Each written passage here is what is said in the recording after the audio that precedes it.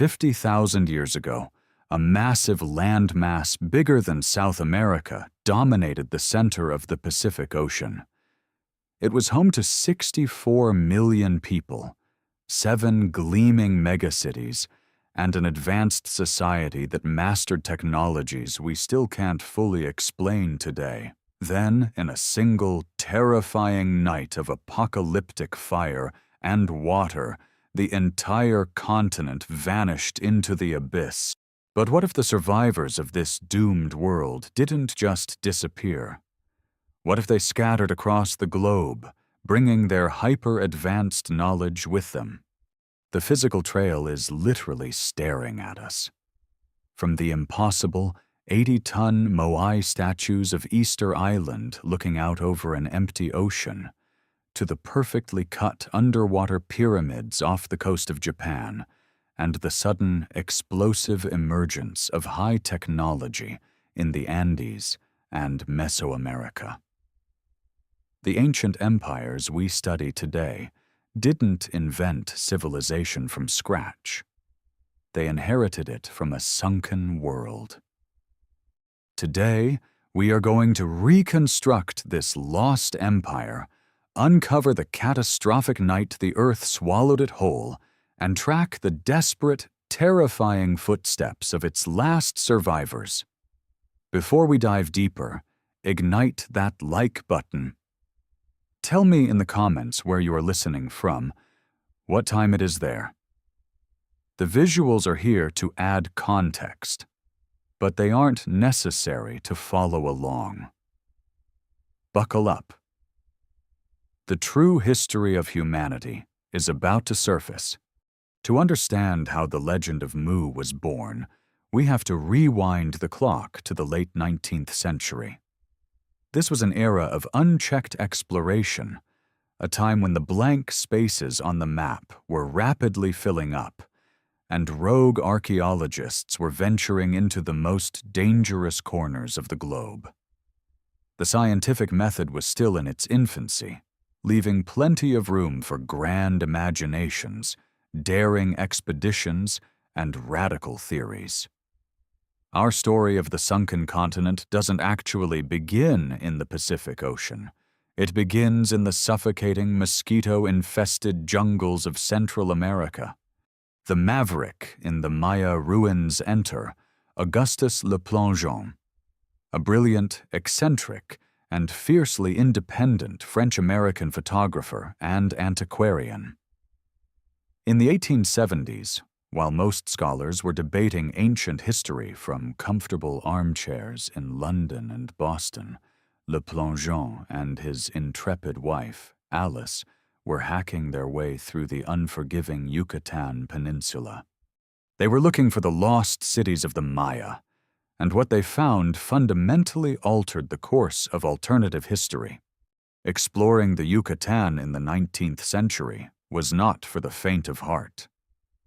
Le Plongeon wasn't just taking notes. He was pioneering the use of the wet collodion photographic process in extreme tropical conditions.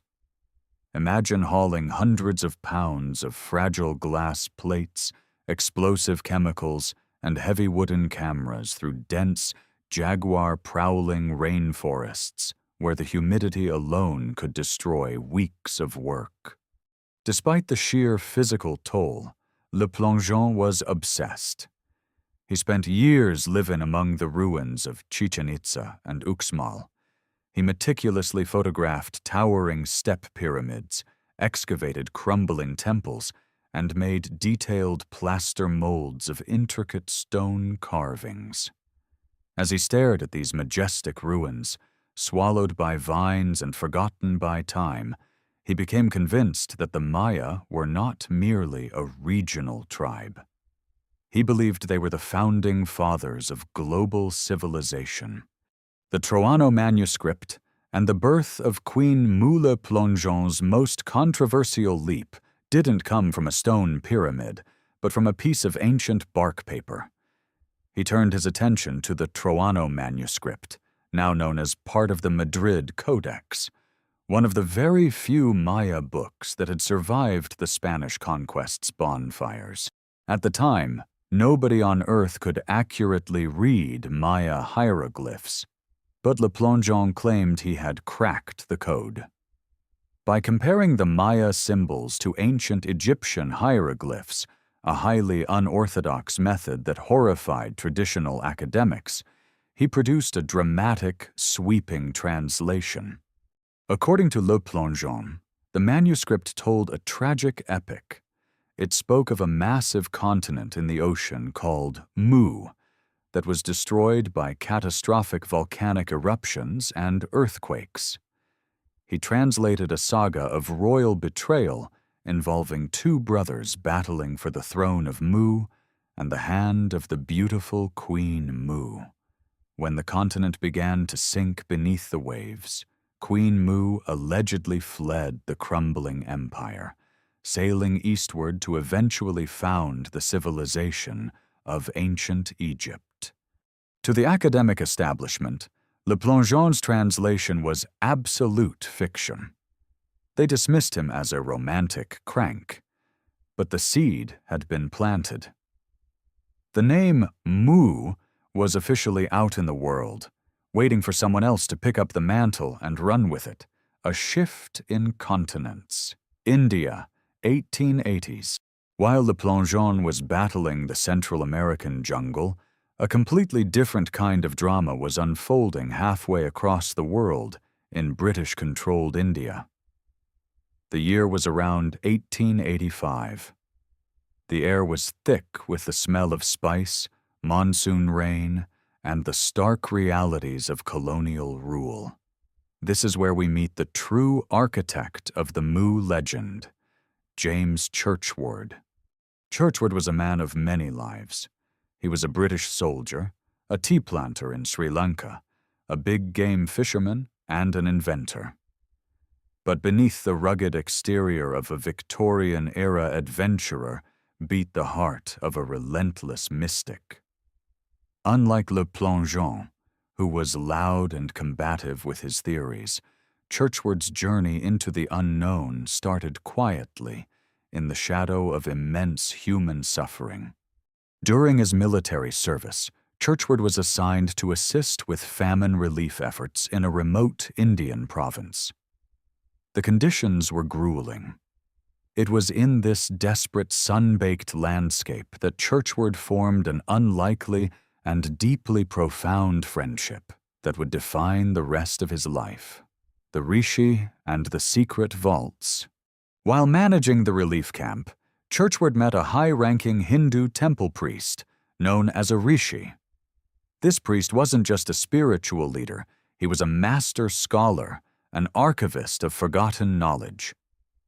The two men struck up a conversation, realizing they shared a deep, consuming fascination with ancient history and the deciphering of dead languages. Their casual conversations soon evolved into rigorous study sessions. The Rishi recognized a rare dedication in the British soldier. For years, sitting in the cool, dimly lit stone courtyards of the temple, the priest taught Churchward how to read a highly secretive ancient language. Churchward called it the Naga Maya script. The learning process was painstaking. They would spend hours tracing out symbols in the dust, comparing structural linguistics, and debating the precise meaning of obscure geometric shapes. As Churchward's proficiency grew, he finally asked the Rishi a question that changed everything. What exactly are we learning to read? The Rishi, realizing that his student was ready, revealed a closely guarded secret. Deep within the subterranean vaults of his temple, untouched for generations, lay a collection of ancient clay tablets. These weren't ordinary religious texts. According to the priest, they were the sacred writings of the Nakal Brotherhood, a holy order of priests who had supposedly traveled to India from a sinking motherland thousands of years ago. The priest told Churchward that the tablets were incredibly fragile, baked by the sun, and etched with the very Naga Maya script they had been studying. For decades, No one in the temple had been able to read them properly, and the religious authorities considered them too sacred to be handled by outsiders. But Churchward's unique bond with the Rishi, forged in the crucible of the famine camp, granted him unprecedented access. When Churchward finally laid eyes on the Nakal tablets, the dusty, crumbling clay in his hands felt like an electric shock. As he slowly translated the symbols using the knowledge the Rishi had painstakingly imparted, he realized he wasn't just reading a myth. He was reading a geographical and historical record of a lost world. He was reading the true history of Mu. The connection between Le Plongeon's wild theories in the Americas and Churchward's concrete discoveries in India forged a bridge across the oceans. The narrative of Mu was no longer just a mistranslated Maya codex. It now had a physical footprint in the hidden vaults of Asia. The hunt was officially on. The atmosphere in the subterranean vault of the Indian temple was heavy with the weight of centuries. For James Churchward, the moment he first laid hands on the Nakal tablets was nothing short of a revelation. These were not grand, golden monuments or towering obelisks. They were humble, sun-baked clay tablets, brittle with age and covered in a thick layer of blinding dust. Yet, to Churchward and his mentor, the Rishi, these fragile pieces of earth held the key to the greatest cover-up in human history. The physicality of the secret archives. The tablets were small, most of them fitting easily within the palms of a man's hands, but there were hundreds of them. As Churchward carefully brushed away the dirt, the faint etchings of the Naga Maya script revealed themselves. This was not a phonetic alphabet like English or Latin. It was a deeply complex, esoteric system of geometric symbols. There were perfect circles representing the infinite creator, intersecting triangles denoting the duality of nature, and squares symbolizing the physical earth. Deciphering these symbols was a grueling, agonizing process. The script was highly contextual. A single symbol could mean a star, a god, or a specific mathematical concept depending on its placement within a larger diagram. The Rishi and Churchward spent countless nights working by the flickering, dancing light of oil lamps. They cross-referenced the shapes with ancient Hindu texts, ancient structural linguistics, and the Rishi's own secretly guarded oral traditions. Slowly, over the course of several years, the silent clay began to speak. The tablets did not contain prayers or mundane accounting records, which is what most ancient clay tablets usually hold. Instead, they contained a staggering, cohesive narrative of Genesis. They detailed the creation of the earth, the origin of life, and the emergence of mankind. But the true bombshell was the geographical anchor of this Genesis story. The tablets explicitly stated that man did not originate in the Middle East, nor did he come from Africa. Humanity's cradle was a massive, idyllic continent situated in the middle of the Pacific Ocean. Its name was Mu. According to the translated text, these tablets were authored by the Nakals, a highly advanced brotherhood of holy men and scribes. The Nakals were the spiritual and intellectual elite of the Mu Empire. When their homeland was destroyed, a cataclysm we will explore in terrifying detail very soon, a small fraction of these priests managed to escape. They brought with them the sacred records of their doomed motherland, carrying these clay tablets across treacherous oceans and hostile lands, finally hiding them in the deep vaults of Asia to preserve the true history of the human race. The incomplete puzzle. But there was a devastating catch. After translating the available cache, Churchward realized the narrative was fragmented, sentences cut off. Entire chapters of history were missing. The Rishi confirmed his worst fear. The collection in their temple was incomplete. The Nakal Brotherhood had scattered, hiding different segments of the master archive in various secretive locations to prevent the total destruction of their knowledge. To get the full story of Mu, Churchward would have to find the missing pieces. This realization transformed him from a curious student into a relentless, obsessed investigator. He resigned from his conventional life, packed his bags, and initiated a massive, continent-spanning manhunt for the ghosts of the Nakal Brotherhood. The Great Asian Hunt. Into the jungles of Burma. Churchward's first major expedition took him east, tracing what he believed was the migration route of the surviving priests. He ventured into the dense, humid jungles of Burma, modern-day Myanmar. This was a land of ancient, crumbling pagodas and deep spiritual traditions, a place where history was easily swallowed by the encroaching rainforest. He traveled far beyond the colonial trading posts, seeking out isolated Buddhist monasteries. He spent months negotiating with skeptical abbots, relying on his knowledge of the esoteric symbols to prove he was a worthy seeker of ancient truth. His persistence paid off. In the dark, incense-filled corridors of several forgotten Burmese temples, Churchward began finding matches.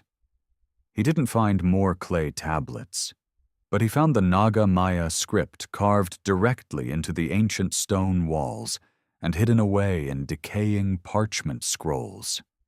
These newly discovered inscriptions corroborated the Indian tablets.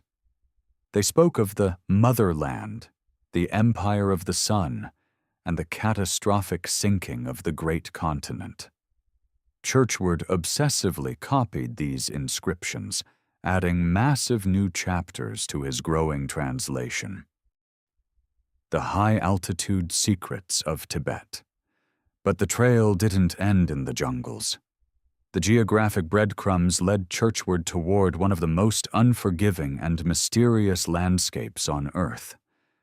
The frozen peaks of the Himalayas. If the Nakals were trying to preserve their most sacred texts from floods, wars, and the ravages of time, what better place to hide them than the isolated, fortified monasteries of Tibet? Churchward's journey into Tibet was perilous. He battled altitude sickness, sub-zero temperatures, and treacherous mountain passes that claimed the lives of seasoned explorers. When he finally gained entry into these remote cliffside monasteries, he discovered a treasure trove of esoteric knowledge. The Tibetan monks were the ultimate librarians of the ancient world. They guarded vast subterranean halls filled with thousands of scrolls, thangkas, intricate paintings, and ancient manuscripts. Here, Churchward struck gold. He claimed to have found records detailing the astronomical knowledge of the Mu civilization. The texts described advanced star charts, the movements of celestial bodies, and the exact astrological alignment that occurred during the destruction of the Motherland. He also found detailed accounts of the Uyghur Empire, a massive, advanced civilization that once thrived in Central Asia and was directly colonized by the people of Mu before being wiped out by immense geological shifts. Assembling the Lost World. For decades, Churchward crisscrossed the Asian continent. He traveled through the borderlands of western India, explored the harsh deserts of Central Asia, and scoured the islands of the South Pacific. He gathered a mountain of physical evidence, translations of clay tablets, rubbings of stone carvings, copies of ancient scrolls, and countless local oral traditions that all pointed to the same origin story. He wasn't just relying on the Naga Maya script anymore. He was actively comparing the symbols of Mu to the hieroglyphs of Egypt, the carvings of the Maya in Central America, validating Le Plongeon's earlier ridiculed theories, and the petroglyphs of North American indigenous tribes. He found the symbol of the sun, the royal crest of Mu, carved into stones across 5 different continents. By the time Churchward returned to the West to publish his findings, he had spent nearly 50 years piecing together this colossal puzzle. He had transformed a wild, jungle-born myth into a highly structured, globally sourced historical theory. The fragmented clay tablets he first held in that dusty Indian temple had led him to map out an entire lost world. He now knew exactly where Mu was located. He knew its dimensions, its climate, and the intricate details of its society. He was ready to reveal the empire of the sun to the modern world. And the picture he painted was nothing short of a prehistoric utopia. A sprawling, hyper-advanced super-civilization that defies everything we are taught about human history. Let's step onto the shores of the motherland. Forget everything you were taught in your history classes. Erase the traditional timeline of human evolution that starts with primitive hunter-gatherers shivering in caves during the Ice Age. According to the translated Nakal tablets and the lifelong research of James Churchward, the true dawn of humanity did not look like a struggle for survival. It looked like an absolute paradise. It is time to step out of the dusty archives of Asian monasteries and onto the sun-drenched shores of the motherland. Welcome to Mu. To comprehend the sheer scale of the Mu Empire, you have to look at a modern map of the Pacific Ocean and realize that all that deep blue water is a relatively recent geographical feature. Imagine draining the Pacific. What emerges from the abyss is not just a scattering of volcanic islands, but a colossal, continuous landmass. This was a continent of unfathomable proportions. According to the ancient records, Mu stretched out like a sleeping giant across the heart of the Pacific. Its northernmost borders reached all the way up to the modern-day Hawaiian Islands.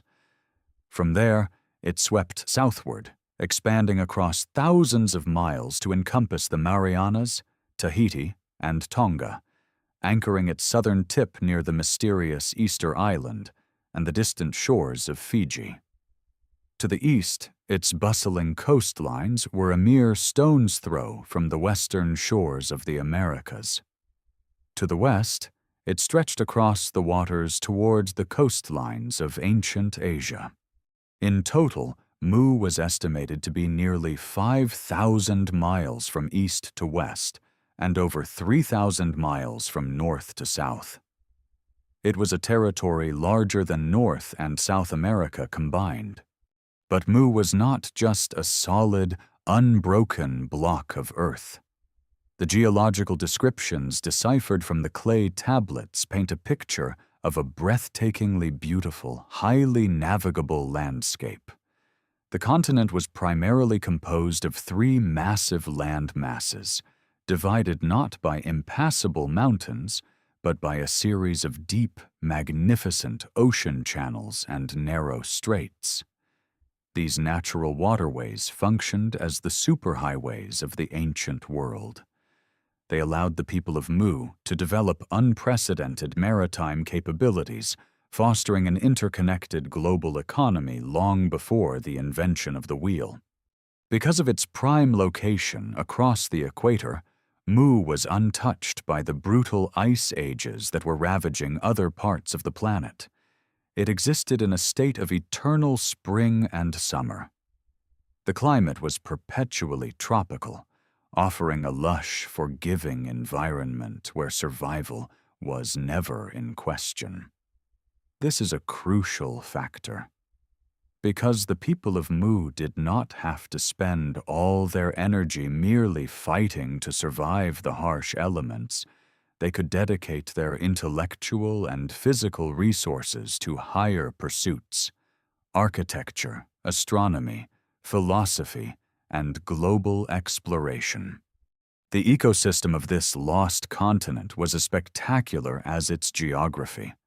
Imagine vast rolling plains of emerald green stretching as far as the eye could see, unbroken by the jagged, violent mountain ranges we see today. The terrain was gently undulating, heavily forested in parts, and threaded with massive, crystal-clear rivers that provided endless fresh water to the continent's inhabitants. At the center of this botanical wonderland grew the absolute pinnacle of Mu's flora, the giant lotus. This was not the small water lily we know today. The lotus of Mu was a massive, vibrantly colored flower that grew in absolute abundance across the continent's wetlands.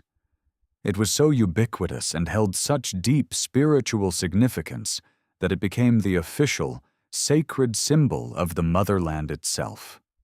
When you see lotus motifs carved into ancient Egyptian temples or woven into Hindu traditions, Churchward argued, you are looking at a direct, nostalgic homage to the lost flora of Mu. Sharing these endless plains and dense tropical forests was a spectacular array of prehistoric wildlife. The Nakal tablets describe massive herds of majestic, elephant-like creatures, mastodons and mammoths, coexisting peacefully with the human population. There were no terrified cavemen hunting mammoths to the brink of extinction here. Instead, the fauna of Mu thrived in a balanced, highly managed ecosystem. Giant, colorful birds filled the canopy, and the waters teemed with marine life. It was, in every sense of the word, a prehistoric Garden of Eden. But what about the people? Who ruled this staggering expanse of land? At the absolute height of its power, the Empire of the Sun boasted a staggering population of 64 million citizens. To put that into perspective, 64 million people is roughly the population of modern-day France or the United Kingdom, all living in an era that mainstream science considers the Stone Age. This massive population was not a monolithic horde. The society of Mu was highly organized, incredibly diverse, and structured around 10 distinct tribes or nations. According to Churchward's translations, while these tribes varied greatly in their physical appearance, ranging from populations with dark skin to those with lighter complexions, there was no racial warfare, no territorial disputes, and no brutal conquests. The dominant demographic, which held the primary leadership and priestly roles, was described by Churchward as a strikingly handsome people with fair skin, dark eyes, and dark hair. However, this was not an oppressive regime. The 64 million citizens of Mu, regardless of their tribal affiliations, were bound together by a profound, unifying cultural framework. They shared a single language, a single system of writing, the Naga Maya script we discussed earlier, and most importantly, a single, highly refined spiritual belief system. They were all fiercely loyal to one supreme government, the Empire of the Sun. At the very pinnacle of this complex social hierarchy sat a singular, awe-inspiring figure known as the Ra-Mu. The Ra-Mu was not just an emperor, he was a king and a high priest combined into one entity. But it is essential to understand that the Ra-Mu was not worshipped as a god. The people of Mu were highly advanced monotheists. They believed in a single, infinite, and formless creator. Because the creator was infinite, It could not be accurately drawn, sculpted, or fully comprehended by the mortal mind. Therefore, they used the most powerful, life-giving force they could observe as the ultimate symbol of the Creator: the sun. When they called themselves the Empire of the Sun, they were not bowing down to a flaming ball of gas in the sky. The sun was merely a regal emblem, a physical representation of the divine light and energy that birthed the universe. The Ra-Mu served as the ultimate earthly representative of this divine energy. His role was to maintain the spiritual and physical harmony of the 64 million citizens, directing an empire that spanned thousands of miles with supreme wisdom. Under the guidance of the Ra-Mu and the scholarly class of Nekal priests, the 10 tribes functioned like a well-oiled machine. They weren't fighting over resources because the continent provided everything in abundance. Instead, they focused their energy outward. They built massive shipyards along the deep ocean channels. They developed advanced navigational techniques using the stars, mapping the heavens with frightening accuracy. They sent out fleets of massive ocean-going vessels, establishing distant colonies in what is now Central America, Asia, and North Africa. They were the undisputed masters of the earth. They were a people who conquered the oceans, built monumental architecture, and lived in unprecedented harmony. They believed their golden age would last forever. They had absolutely no idea that beneath their paradise, the earth was quietly preparing to rip itself apart. To truly grasp the magnitude of the Mu Empire, we must zoom in from the continental map and walk the streets of its urban centers. The 64 million inhabitants of the motherland did not live in primitive thatched huts or scattered nomadic camps. They were the architects of the ancient world's most spectacular metropolises. The Nekal tablets describe a civilization that had mastered urban planning, engineering, and monumental architecture to a degree that rivals, and perhaps surpasses, our modern cities. At the pulsing heart of this empire stood the 7 great cities of Mu. These were not merely large settlements. They were colossal, sprawling megacities strategically positioned across the 3 primary landmasses of the continent. According to the translated texts, these cities served as the epicenters of religion, science, and global commerce, and their physical appearance was nothing short of breathtaking. The defining characteristic of Mu's architecture was its material: pure, blindingly white stone. The cities were constructed using cyclopean masonry, massive, multi-ton blocks of rock perfectly carved and fitted together without a single drop of mortar. This is the exact same gravity-defying, precision-cut building technique we later see echoed in the ruins of the Inca at Sacsayhuaman, the mysterious walls of pre-dynastic Egypt, and the underwater monuments of the Pacific. But in Mu, this architectural style was pushed to its absolute zenith. Imagine towering pyramids with flattened tops functioning not as tombs, but as astronomical observatories and grand temples dedicated to the infinite Creator. Surrounding these central temples were vast open-air plazas, sprawling palatial estates, and immense administrative buildings, all gleaming like pearls against the deep emerald backdrop of the tropical jungle. The rooftops of the most significant structures were completely covered in vibrant, colored tiles or sheets of polished precious metals designed to catch and reflect the eternal tropical sunlight, acting as massive, glittering beacons visible for miles. But a civilization of 64 million people, spread across a continent the size of the Americas, cannot function without an unparalleled infrastructure. This brings us to one of the most astonishing details recorded in the Nakal tablets: the highway system. Connecting the 7 great cities and weaving through the dense forests and rolling plains was a network of roads that defied conventional ancient engineering. Churchward's translations described them not as dirt paths or cobblestone trails, but as smooth, continuous ribbons of stone that resembled polished glass. Think about the implications of a glass-like road.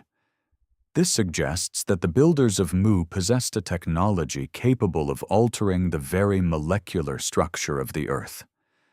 They were not just laying down rocks. They were likely using localized, intense heat to melt and fuse the native stone into a vitrified, perfectly level surface. These vitrified highways would have been incredibly durable, completely resistant to the encroaching jungle vegetation, and entirely unaffected by the torrential tropical rains. These mirrored highways were an engineering marvel that allowed for rapid, unhindered communication and trade across the vast expanses of the empire. Messengers, trade caravans, and travelers could move between the megalithic cities with unprecedented speed. When the sun beat down on the continent, these roads would have looked like rivers of liquid silver slicing through the green landscape. Yet, despite this advanced urbanization, the cities of Mu were not concrete jungles. The builders possessed a profound understanding of ecological balance. The megacities were deeply integrated with the natural environment. Massive aqueduct systems, rivaling those of ancient Rome, channeled fresh, cool water from inland springs directly into the hearts of the cities. This water fed into sprawling, interconnected canal systems that doubled as secondary transportation routes and sophisticated urban cooling mechanisms. Along these canals and grand avenues bloomed the sacred giant lotus. These enormous flowers, some spanning several feet across, were meticulously cultivated in massive urban water gardens.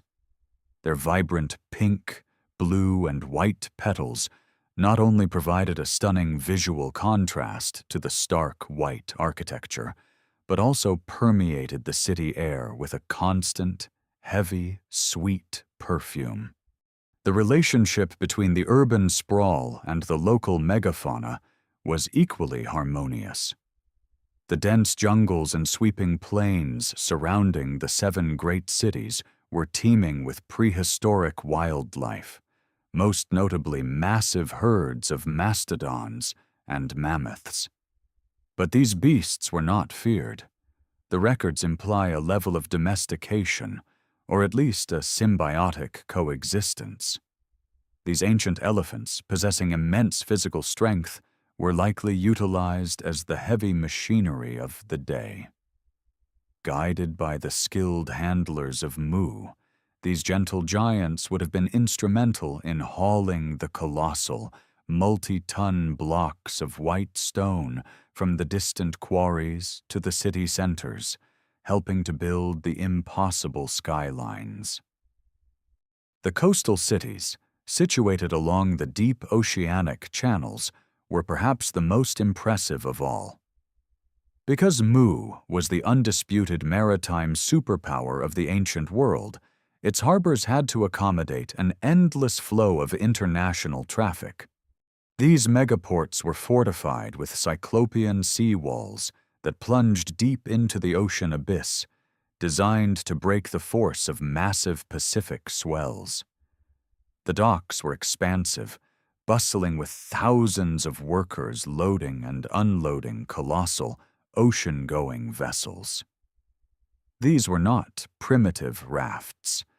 The ships of Mu were highly advanced, multi-masted wooden leviathans capable of navigating the deepest oceans using complex star charts and an intimate understanding of global ocean currents.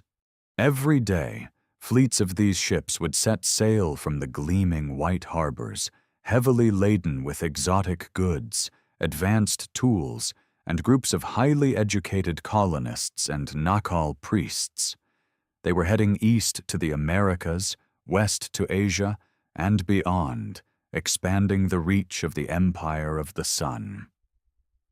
They returned bearing reports from distant, primitive lands, tribute from newly established colonies, and raw materials to fuel the continued expansion of their utopian megacities. Life within these cities was a testament to the heights humanity can reach when freed from the burdens of constant warfare and starvation. Because the empire was unified under a single government and a single spiritual system, there were no standing armies fighting bitter territorial wars. Because the tropical climate and advanced agricultural techniques provided a limitless abundance of food, there was no extreme poverty. This absolute stability created an environment where human intellect exploded. The citizens of Mu spent their days studying the cosmos, refining their philosophy, developing highly complex music and art, and pushing the boundaries of monumental architecture. They walked the glass-like roads in garments woven from fine, brightly colored fabrics, living in sprawling, well-ventilated estates surrounded by lush, manicured gardens. They were a society at absolute peace, completely confident in their supremacy and their divine mandate to bring order to the entire globe. They had built an indestructible empire. Their walls were made of megalithic stone, their roads were forged in heat, and their ships conquered the wildest oceans. They looked at their 7 great cities, standing tall and proud against the Pacific sky, and believed they would stand for eternity. But the people of Mu, with all their astronomical charts and high priest wisdom, failed to look down. They failed to realize that their perfect, sun-drenched utopia was resting on a planetary trapdoor. The Golden Age was about to end in a crescendo of apocalyptic violence. The night of destruction was fast approaching. The twilight of the Mu Empire did not begin with a declaration of war or a slow, agonizing decline. According to the translated Nakal tablets, the greatest civilization in human history was at the absolute zenith of its power, wealth, and technological prowess. The day before the cataclysm was just another perfect, sun-drenched day in paradise. The massive white stone harbors were buzzing with international trade. The Cyclopean observatories were tracking the stars. The Ramu sat in the central temple, presiding over an empire of 64 million souls who believed they were untouchable. But beneath the vitrified glass-like highways and the sprawling giant lotus gardens, the earth was preparing to exact a terrifying toll. The first warnings of the impending doom did not come from the high priests or the master astronomers. They came from the animals. Long before human senses could detect the microscopic shifts in the Earth's crust, the prehistoric megafauna of Mu felt the vibration of their own graves being dug. In the dense tropical jungles surrounding the 7 great cities, the massive herds of mastodons and mammoths suddenly broke their docile routines. They grew violently agitated, snapping massive trees in their panic, trumpeting wildly and stampeding blindly away from the coastlines toward the higher elevations. In the skies, millions of vibrant tropical birds abandoned the forest canopy. They formed massive, swirling black clouds that blotted out the eternal sunshine, flying in erratic, chaotic patterns as they desperately tried to escape a threat they could not see. Even the domestic animals within the white cities refused to eat, pacing frantically in their enclosures. The air itself began to change.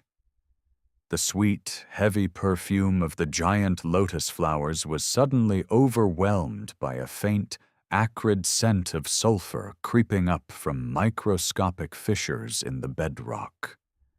The atmosphere grew thick, stagnant, and heavily charged with static electricity, causing the hairs on the arms of the citizens to stand on end. In the grand canals and the deep ocean harbors, the water began to behave unnaturally. It receded dramatically, pulling away from the cyclopean sea walls, leaving ships stranded in the mud, only to violently surge back in unprovoked, bubbling and frothing as if it were boiling from below. The citizens of Mu, accustomed to thousands of years of perfect environmental harmony and absolute geological stability, were bewildered. They had no historical precedent for what was happening. They gathered in the massive, white-paved plazas, looking to the grand temples for guidance. But neither the highly educated Nakal priests nor the supreme Ra-Mu could offer salvation. Their advanced star charts and monumental architecture were utterly useless against the sheer, unbridled mechanical force of the planet. To understand the sheer scale of the nightmare that was about to unfold, we have to look at the specific geological mechanism described in James Churchward's translations. According to the Nakal records, the continent of Mu did not sink because of a standard tectonic earthquake. It was destroyed by a catastrophic failure of what Churchward called the gas belts. Churchward's theory proposed that the Earth's crust beneath the Pacific Ocean was relatively thin, resembling the fragile shell of an egg. Deep beneath this crust, acting as a foundational support for the massive continent above, were immense, interconnected subterranean cavities, a honeycomb structure of continental proportions. For millions of years, these colossal vaults were filled with highly compressed, superheated volcanic gases. These subterranean gas belts essentially acted as a massive geological cushion, floating the massive landmass of Mu above the planet's molten core. However, this system was highly unstable.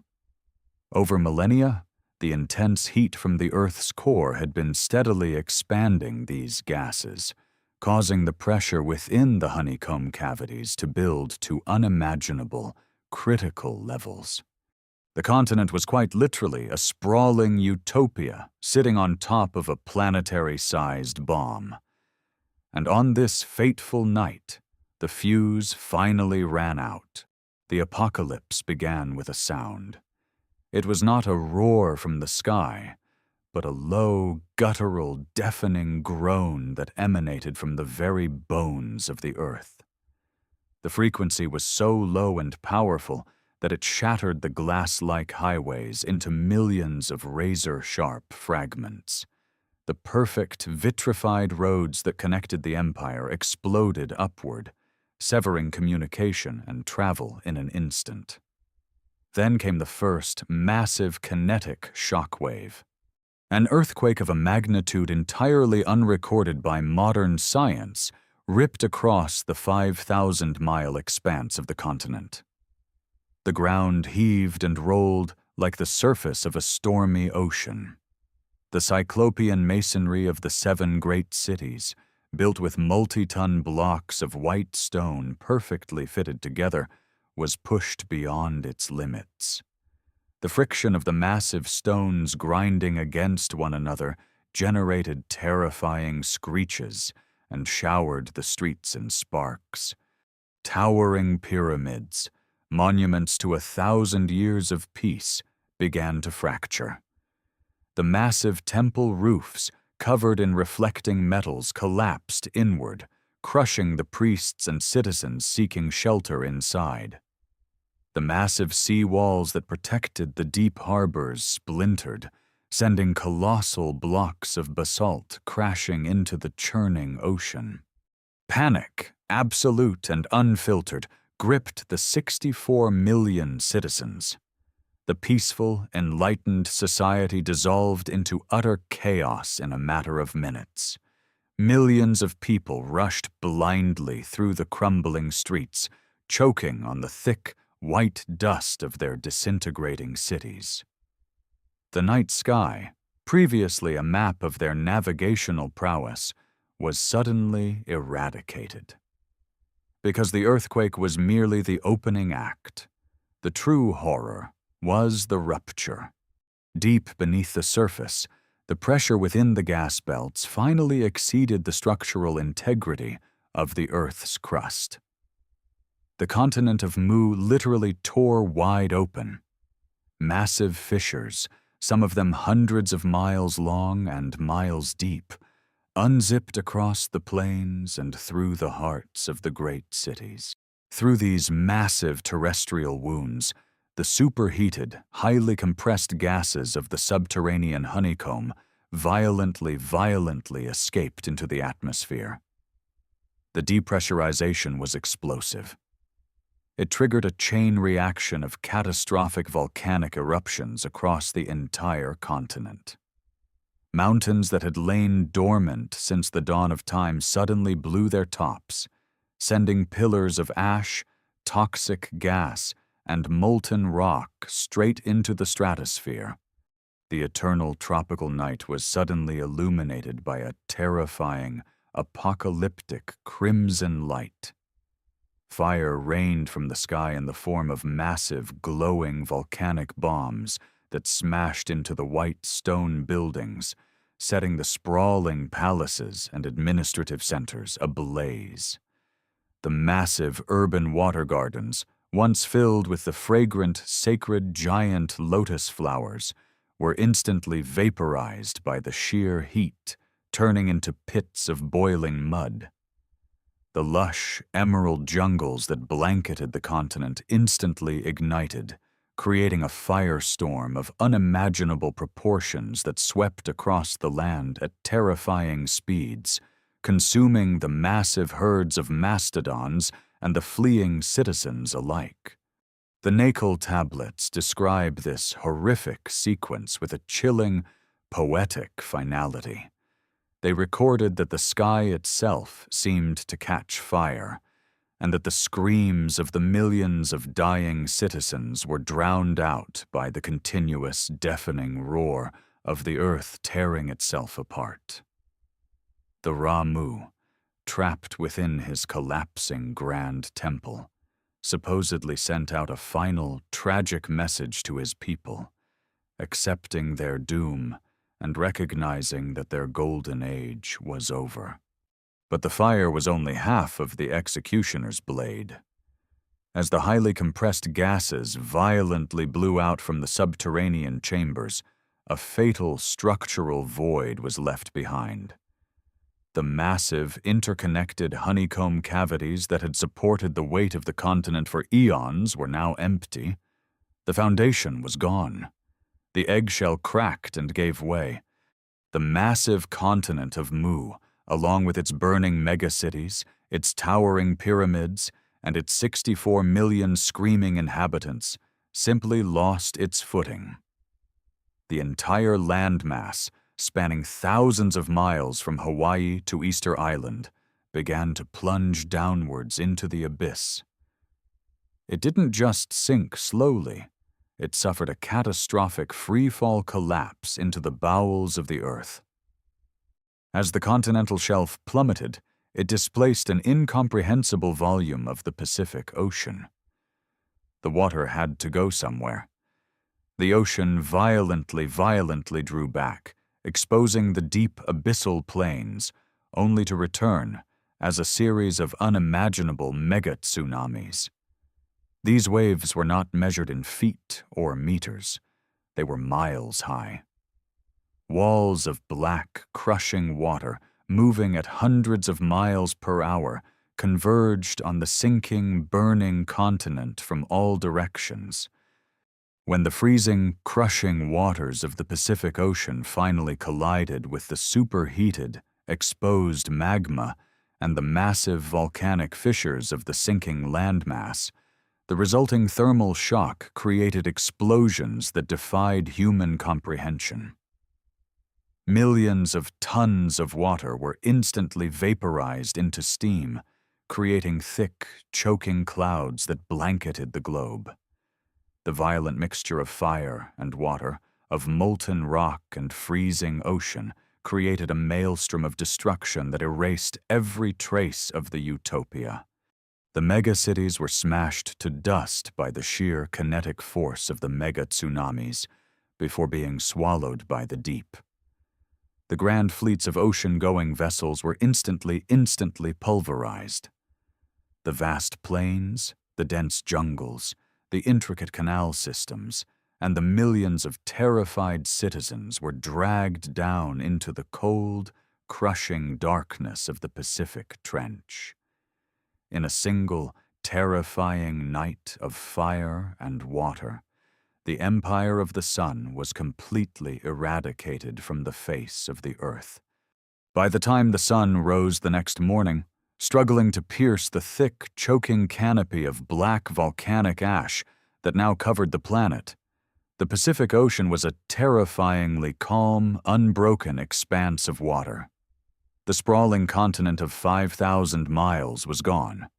All that remained of the motherland of mankind were the very highest, jagged peaks of its tallest mountain ranges, which had managed to stay just above the rising waters.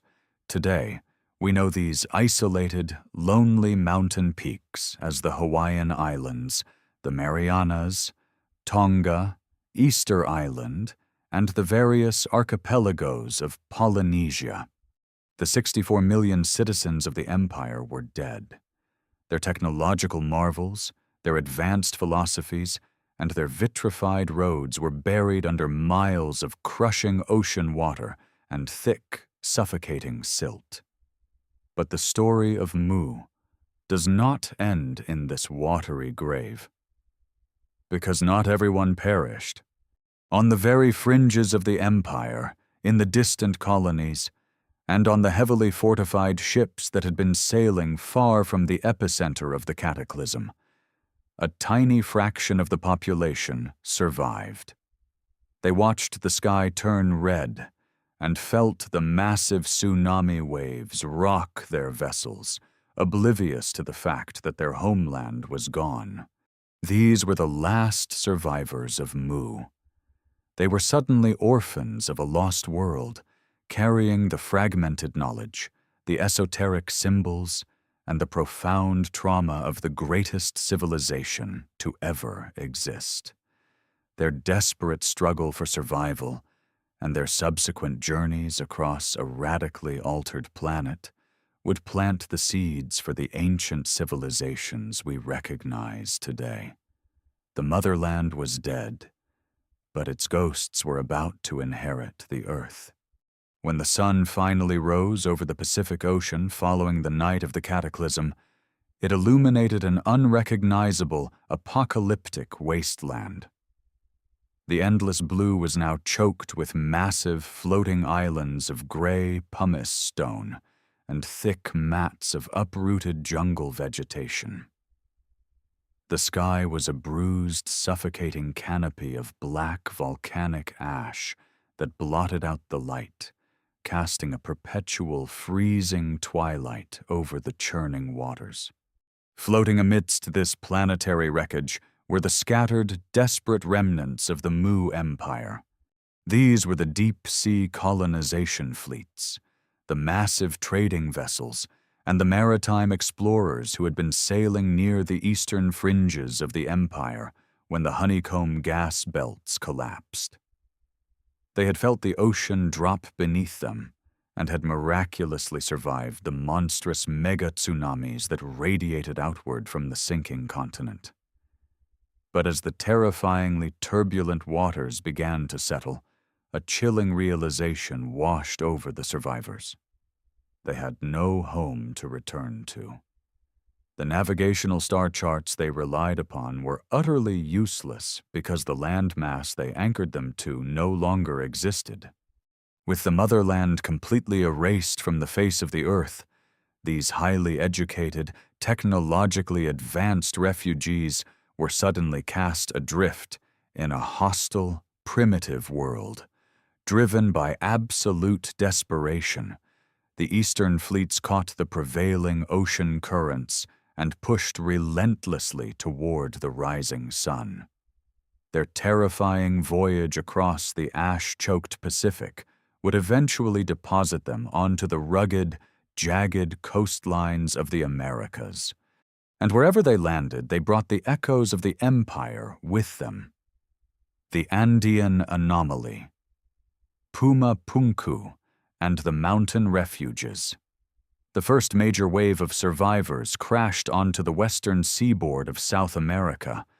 However, the coastal regions were dangerously unstable, battered by horrific aftershocks and erratic sea levels following the collapse of Mu.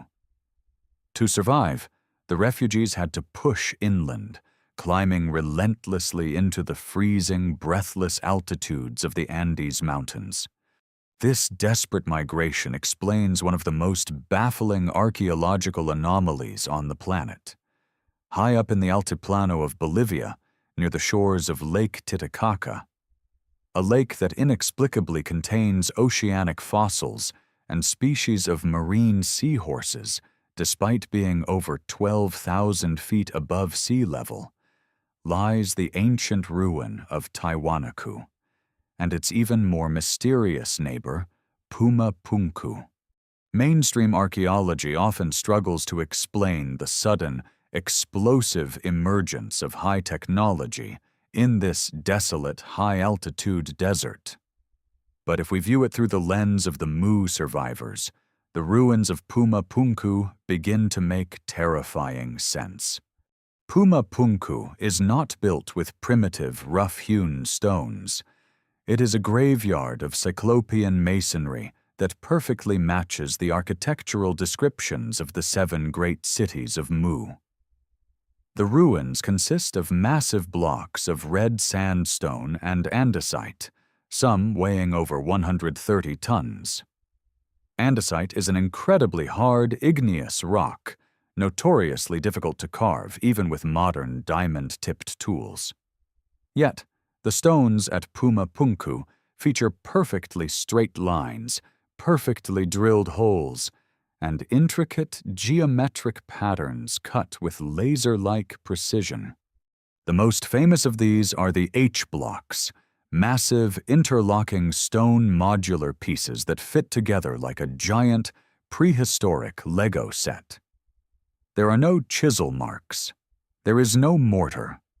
The sheer engineering brilliance required to design, cut, and transport these stones in a hyper-barren, high-altitude environment defies all conventional logic.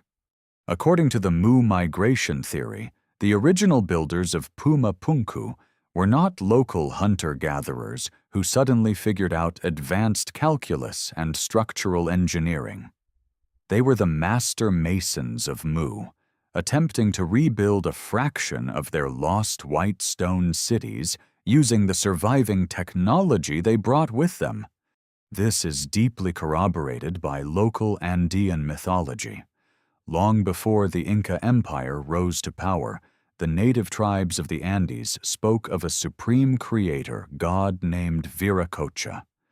Legend states that Viracocha emerged from the ocean following a period of terrifying global darkness and massive floods. He was consistently described not as a local, but as a tall, fair-skinned, bearded man wearing a long white robe. Viracocha brought with him the knowledge of agriculture, writing, and the secrets of building massive stone monuments. To the surviving native populations who witnessed the arrival of these advanced refugees, the high priests of Mu were indistinguishable from gods. Mesoamerica. pyramids, queens, and the feathered serpent. While one faction of the fleet settled in the high Andes, other surviving vessels were pushed further north by the ocean currents, eventually making landfall in the dense, suffocating jungles of Central America. This brings us right back to Augustus Le Plongeon, the eccentric 19th-century explorer who first translated the tragic tale of Queen Mu from the Maya codices. When the survivors of Mu stepped into the Yucatan Peninsula, they initiated an absolute cultural and technological explosion. This is the region where the Olmec and the Maya civilizations would suddenly emerge, seemingly out of nowhere, possessing an incredibly advanced understanding of astronomy, mathematics, and monumental architecture. If we look at the Maya civilization, the fingerprints of the sunken motherland are everywhere. The Maya utilized a highly complex, sophisticated writing system. The very same hieroglyphics that Le Plongeon and later James Churchward connected directly to the Naga Maya script on the clay tablets of India. Furthermore, the sudden obsession with building massive, stepped pyramids in the jungles of Mexico directly mirrors the flattened, cyclopean temples that once dominated the skyline of the lost continent. The Maya were not inventing these architectural marvels from scratch. They were relying on the deeply ingrained generational blueprints of their doomed ancestors. But perhaps the most compelling evidence of the Mu refugees in Mesoamerica is the ubiquitous legend of the feathered serpent, known as Quetzalcoatl to the Aztecs and Kukulkan to the Maya. Across nearly all ancient Central American cultures, there is a reverence for a powerful, bearded deity who arrived from the sea, bringing the gifts of civilization, law, and the calendar, before eventually sailing away again. The symbol of this deity is always a massive snake or dragon covered in the feathers of a bird. From a literal standpoint, a feathered snake makes no biological sense. But if we analyze it as a desperate visual metaphor created by a primitive people trying to describe an advanced maritime technology, the pieces fall into place. Imagine a local coastal tribe in ancient Mexico seeing a massive, multi-masted ocean vessel of the Mu fleet emerging from the fog. The long wooden hull of the ship, cutting through the water, would look exactly like a massive sea serpent. The towering white canvas sails, catching the wind, would perfectly resemble the majestic, flapping wings of a bird. The feathered serpent wasn't a mythical monster. It was the linguistic memory of the refugee ships arriving from the burning remnants of the Empire of the Sun. The deserts of the North, the Hopi and the Ant people. The migration of the Mu survivors didn't stop in the jungles of Mexico. The oral traditions and ancient pathways suggest a continued movement northward, penetrating deep into the arid, unforgiving deserts of the American Southwest. Here, the story takes its most fascinating and haunting turn through the mythology of the Hopi Native Americans. The Hopi tribe possesses one of the most complex, unbroken oral histories on the planet. Their creation myth does not begin in the desert where they currently reside. According to Hopi elders, humanity has lived through several previous cycles, or worlds, each of which was destroyed because the people became corrupt and forgot the laws of the Creator. We are currently living in the fourth world, but it is the Hopi description of the destruction of the third world, a world they called Cuscurza, that completely aligns with the Mu cataclysm. The Hopi speak of a time when their ancestors lived on a massive, beautiful landmass far away.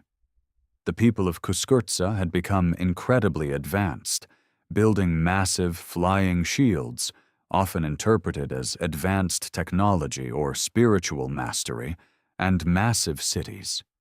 But when corruption took over, the Creator decided to cleanse the earth. The Hopi legend explicitly states that the Third World was destroyed by massive geological upheaval. The earth tore open, the continents sank beneath the water, and massive, unimaginable waves completely swallowed the massive cities. How did the ancestors of the Hopi survive a cataclysm identical to the destruction of Mu? This is where the legend of the Ant People begins. According to the tradition, as the world was shaking and the oceans were rising, a select group of righteous people were guided by a spiritual entity known as the Spider Woman. She led them to a mysterious subterranean race known as the Anu Sinom, translated as the Ant People. The Ant People allowed the refugees to shelter deep underground in massive, complex cavern systems, while the surface of the earth was ravaged by floods and fire. The Ant People were described as generous, hard-working beings with elongated heads and thin, spindly limbs who fed the Hopi ancestors from their subterranean granaries until it was safe to return to the surface. Once the waters receded and the earth stabilized, the ancestors emerged into the harsh, bright light of the Fourth World, the Americas. To this day, the Hopi honor this subterranean salvation. Their sacred underground ceremonial chambers, known as kivas, are built with a small hole in the roof, representing the portal through which they emerged from the underground world of the Ant People after the destruction of their motherland. Are the Ant People a literal description of an unknown subterranean species? Or are they a mythologized memory? Some alternative historians suggest that the Ant People might actually be a distorted memory of the surviving Nakul priests of Mu. The priests, arriving in a barren land, may have directed the survivors to build massive, underground bunkers to survive the ensuing volcanic winter and freezing temperatures that plagued the earth immediately following the tectonic collapse. Their elongated heads could be a memory of the elaborate headdresses worn by the spiritual elite of the Mu Empire, and their antennae a misunderstood depiction of advanced scientific or navigational instruments. Regardless of the literal interpretation, the through line is undeniable. From the high-altitude, precision-cut stones of Puma Punku to the pyramids of the Maya and the subterranean legends of the Hopi, the western coast of the Americas is deeply scarred by the memory of a sunken world. The refugees of Mu had successfully seeded the New World, but they were not the only fleet to survive. While the eastern survivors were building their pyramids in the jungles, another group of shattered ships was being swept in the opposite direction, toward the vast, empty expanse of the Pacific Islands and the shores of Asia. Their journey would be just as miraculous, leaving behind an entirely different set of impossible clues. While the eastern fleets of the shattered Mu Empire were crashing onto the rugged shores of the Americas to seed the Inca and the Maya, another faction of survivors faced a vastly different, arguably more terrifying fate. These were the ships that had been sailing in the western and central quadrants of the Pacific when the subterranean gas belts collapsed. When the apocalyptic tsunamis finally subsided and the skies began to clear, these mariners did not find a new continent waiting for them. They found an endless, horrifying void.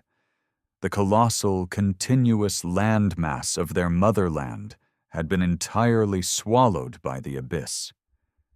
In its place was an alien landscape, millions of square miles of unbroken, deadly ocean, punctuated only by the jagged, smoking peaks of Mu's highest mountains, which we now know as the thousands of scattered islands of Polynesia, Micronesia, and Melanesia. For a civilization that had mastered the earth, the survivors were suddenly reduced to exiles on the water. But they did not perish. Instead, they adapted, drawing upon the deeply ingrained, highly advanced maritime sciences of the Empire of the Sun. They became the greatest ocean explorers the planet has ever seen, the ancestors of the Austronesian and Polynesian peoples. The Austronesian paradox. To truly appreciate the sheer impossibility of what these survivors accomplished, we have to look at the traditional, mainstream narrative of human migration. Modern history books tell us that primitive people from Southeast Asia slowly island-hopped across the Pacific in simple dugout canoes, magically stumbling upon tiny specks of land separated by thousands of miles of open water. But anyone who understands the lethal reality of the open ocean knows this is a statistical impossibility. Even in the 15th and 16th centuries, European explorers like Magellan and Columbus, armed with magnetic compasses, astrolabes, detailed maps, and massive galleons, frequently got lost, starved to death, or shipwrecked. Yet, thousands of years before the Europeans even dared to lose sight of their coastlines, the ancestors of the Polynesians were successfully navigating the largest, most violent body of water on Earth. They located isolated islands like Hawaii, Easter Island, and New Zealand with pinpoint accuracy. They didn't do this by luck. They did it because they were utilizing the surviving navigational hard drive of a fallen super civilization. They didn't have to invent deep-sea navigation. They merely had to remember it. The masterpiece of the double-hulled canoe. The first step in conquering the post-cataclysmic ocean was building the right vessel. The survivors could no longer rely on the colossal cyclopean wooden ships that once docked in the white stone harbors of Mu, as the industrial infrastructure to build them was resting at the bottom of the Mariana Trench. They had to scale down, utilizing the limited timber found on the surviving mountain peak islands. The result was a masterpiece of hydrodynamic engineering. The massive double-hulled voyaging canoe, known in various dialects as the Waka, Wa'a, or Waka. These were not flimsy rafts. These ships could reach up to 100 feet in length, lashing two massive carved hulls together with a central deck. This twin-hull design provided incredible stability against the monstrous Pacific swells, preventing the vessel from capsizing in violent storms. They were rigged with massive inverted triangle or crab claw sails, woven from pandanus leaves, designed to catch the faintest aerodynamic lift from the trade winds. These vessels were essentially floating survival arcs. They were large enough to carry dozens of people alongside live animals, massive gourds of fresh water, and the root cuttings of essential crops like taro and sweet potato. The surviving priests and engineers of Mu knew that to rebuild their world, they had to carry the seeds of civilization with them. The mental GPS, reading the code of the earth. But the greatest legacy of Mu wasn't the ships themselves. It was the invisible, hyper-advanced science used to steer them. The navigators of these fleets, known as wayfinders, were the intellectual descendants of the Nakal priests. They possessed a knowledge of the natural world so profound that to modern observers it looks like literal magic. The wayfinders did not use magnetic compasses, metal astrolabes, or written maps. Their instruments were entirely conceptual, mapped inside their own minds through years of rigorous, secretive training. Their primary tool was the star compass. A master navigator had committed the exact positions, rising points, and setting trajectories of over 200 specific stars to memory. They viewed the night sky as a massive, rotating dome divided into 32 distinct houses. By aligning the mast of their canoe with specific stars as they rose from the horizon, they could maintain a perfectly straight trajectory across thousands of miles of featureless ocean. But what happened during the day, or when the skies were clouded over by terrifying tropical storms? This is where the sensory science of the Mu survivors truly shines. The wayfinders could literally read the ocean. They were trained to feel the subtle, complex interference patterns of ocean swells. They knew the difference between a wave generated by a local storm and a deep, underlying ocean swell that had been traveling for thousands of miles. More importantly, they knew that when a deep ocean swell hits a submerged landmass or an island, it bends and refracts. A master navigator, lying blindfolded in the hull of a canoe, could feel the precise pitch, roll, and yaw of the vessel and determine that an island was exactly 50 miles away, entirely based on the bounce-back pattern of the waves. The physical proof of this incredible science still exists today in Micronesia, particularly in the Marshall Islands.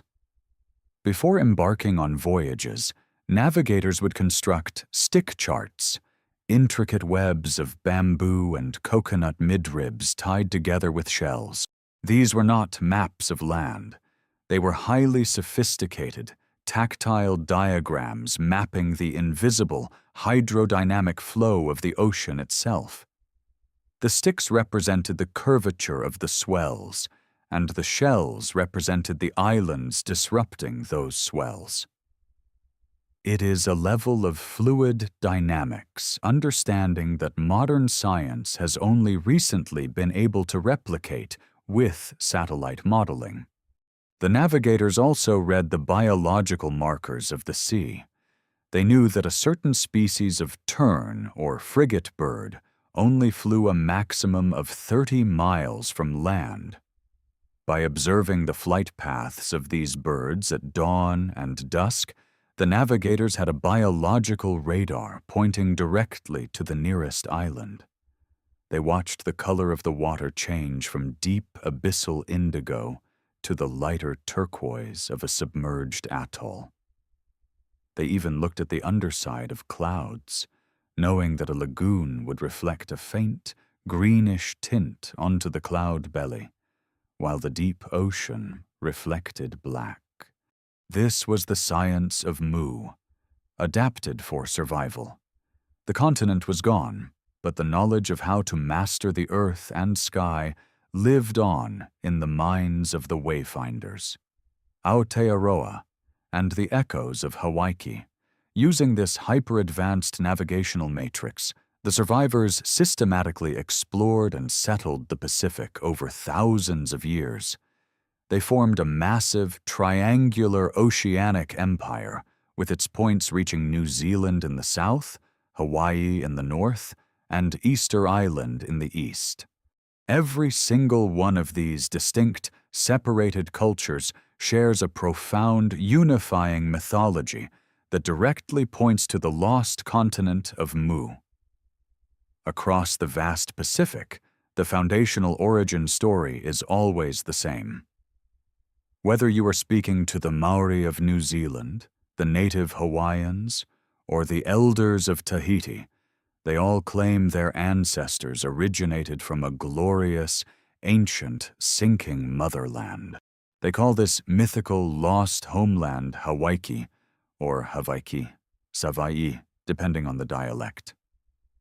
Hawaii is described in their oral traditions exactly as Churchward described Mu, a lush, massive, ancestral paradise in the West from which their ancestors had to flee following a terrifying cataclysm of fire and rising waters.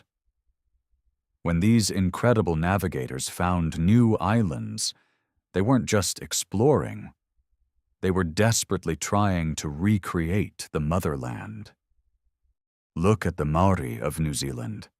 According to their legends, the great explorer Kupe navigated his massive fleet across the freezing Southern Ocean to discover Aotearoa, the land of the long white cloud. But the Maori brought more than just their bodies. They brought their art. The intricate, swirling, geometric tattoos, tamoko, that adorn the faces and bodies of the Maori, and the elaborate wood carvings on their meeting houses are deeply esoteric. Many alternative researchers have pointed out that these continuous, interlocking spiral motifs bear a stunning, structural resemblance to the complex Nagamaya symbols found on the clay tablets in India. They are visual mantras, a physical record of the creation and destruction of their world. Hawaii, the royal bloodline of the sun. Thousands of miles to the north, the survivors who discovered the Hawaiian archipelago carried a different fragment of the Mu legacy, the social structure. The ancient Hawaiian society was ruled by an elite, deeply revered class of nobility known as the ali'i. The ali'i were not elected. They were considered to possess a divine, sacred lineage that traced back to the gods, possessing a powerful spiritual energy called mana. Their social structure was incredibly strict, governed by complex laws of kapu, taboo, which maintained a delicate balance between the physical and spiritual worlds. This elite, stratified hierarchy perfectly mirrors the descriptions of the Nassau priesthood and the supreme rulership of the Ra-Mu. The survivors who landed in Hawaii likely included high-ranking members of the Mu nobility. Stripped of their cyclopean cities and glass-like roads, they imposed the only order they knew, establishing a rigid, religiously driven aristocracy to ensure the survival and discipline of their people in a radically altered world. The very name of their new home, Hawaii, is merely a localized pronunciation of Hawaii, a desperate tribute to the sunken empire of the sun. The Polynesian Triangle is not a collection of isolated, primitive tribes. It is a massive, oceanic graveyard where the ghosts of Mu still sail. The navigators who conquered the Pacific were the ultimate inheritors of a lost science, using the stars and the swells to stitch back together a world that had been violently torn apart. But what about the final faction? What happened to the priests and scholars who didn't go east to the Americas or scatter across the Pacific, but instead fled westward into the heart of the Asian continent? Their journey would lead to the foundation of the modern world's most famous ancient empires, leaving behind ruins in the desert sands that defy all explanation. While the eastern survivors were desperately dragging colossal stones up the Andes, and the Pacific navigators were mapping the ocean with their minds, the final and perhaps most crucial chapter of the Mu migration was unfolding on the Asian mainland. These were the survivors who fled westward. But unlike the others, who found themselves in uncharted, primitive wilderness, the Western fleets were heading toward a massive, established colony. They were heading to the primary continental outpost of the Mu Empire, the Great Uyghur Empire, the Lost Eden of Central Asia. To understand the sheer scale of this ancient superpower, we have to completely erase our modern geographical understanding of Central Asia. Today, when we think of the region stretching from western China across Mongolia and into Eastern Europe, we picture the Gobi Desert, a massive, lethal, unforgiving ocean of sand, blistering heat, and freezing nights. It is one of the most inhospitable places on planet Earth. But according to James Churchward and the translated Nakul tablets, tens of thousands of years ago, the Gobi was not a desert. It was a breathtakingly fertile paradise. Before the end of the last ice age and the catastrophic sinking of Mu, this region was dominated by a massive, freshwater inland sea. Surrounding this sea were endless rolling savannas and dense temperate forests. It was here, in this prehistoric Eden, that the Empire of the Sun established its largest and most powerful colony. The ancient Uyghur Empire was a sprawling, highly advanced civilization that functioned as the continental mirror of Mu. The Nakul texts claimed that at its height, the Uyghur capital city was a metropolis of unparalleled wealth, heavily populated by fair-haired, blue-eyed citizens who utilized advanced agriculture, monumental architecture, and a complex written language derived directly from the Naga Maya script. When the massive gas belts collapsed beneath the Pacific, triggering the doom of the motherland, the Western survivor fleets desperately sailed towards the Asian coast, hoping to find refuge in their sister empire. They had no idea that the cataclysm had triggered a planetary chain reaction. The violent sinking of a landmass the size of the Americas caused a massive, compensatory upheaval in the Earth's tectonic plates. As Mu plummeted into the abyssal trenches, the Asian continental plate was subjected to unimaginable kinetic pressure. The crust of the Earth buckled, violently thrusting billions of tons of granite upward into the stratosphere.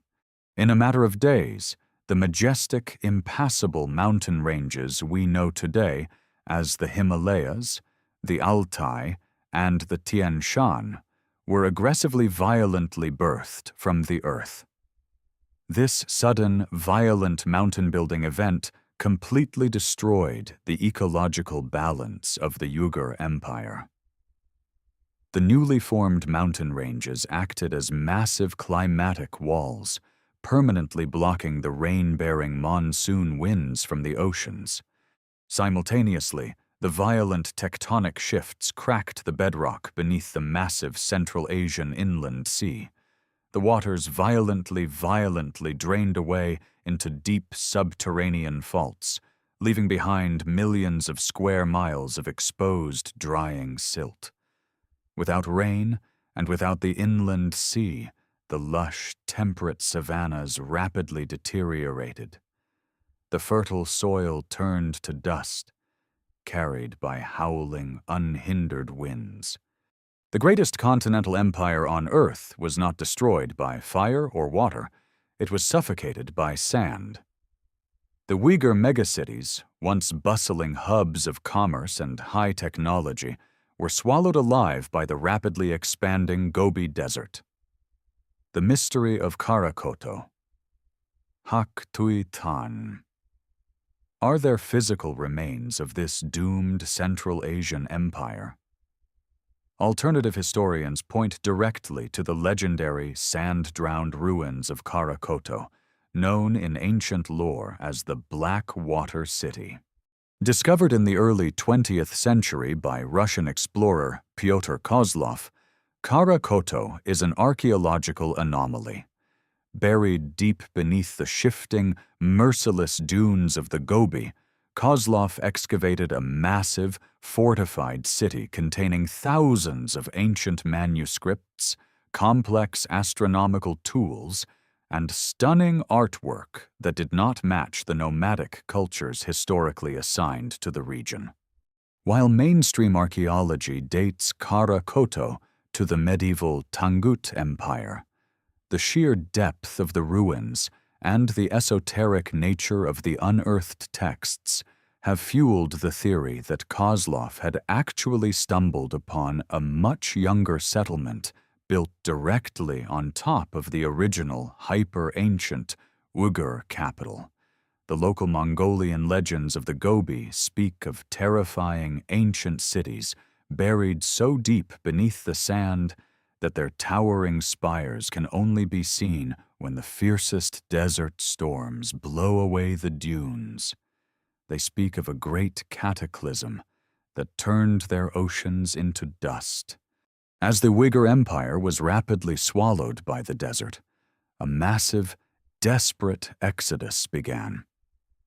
The surviving citizens, alongside the highly educated Nakal priests who had just arrived from the sinking continent of Mu, were forced to flee for their lives. They had to navigate a terrifying, radically altered landscape, pushing south and west to escape the encroaching, lethal sands of the Gobi. The Nakal trek to India and the Mohenjo-Daro anomaly, the primary faction of this refugee caravan, led by the Nakal Brotherhood, carrying the sacred clay tablets detailing the history of the lost motherland, pushed south. They braved the treacherous, newly formed passes of the Himalayas, descending into the lush, fertile river valleys of the Indian subcontinent. This dramatic arrival provides a radical explanation for the sudden, explosive appearance of the Indus Valley civilization. Mainstream history dictates that cities like Harappa and Mohenjo-Daro evolved slowly from local agricultural communities. But the archaeological reality of these cities is staggering. They appeared seemingly overnight, boasting a level of urban planning that was unmatched in the ancient world. Mohenjo-Daro was built on a perfect mathematical grid system.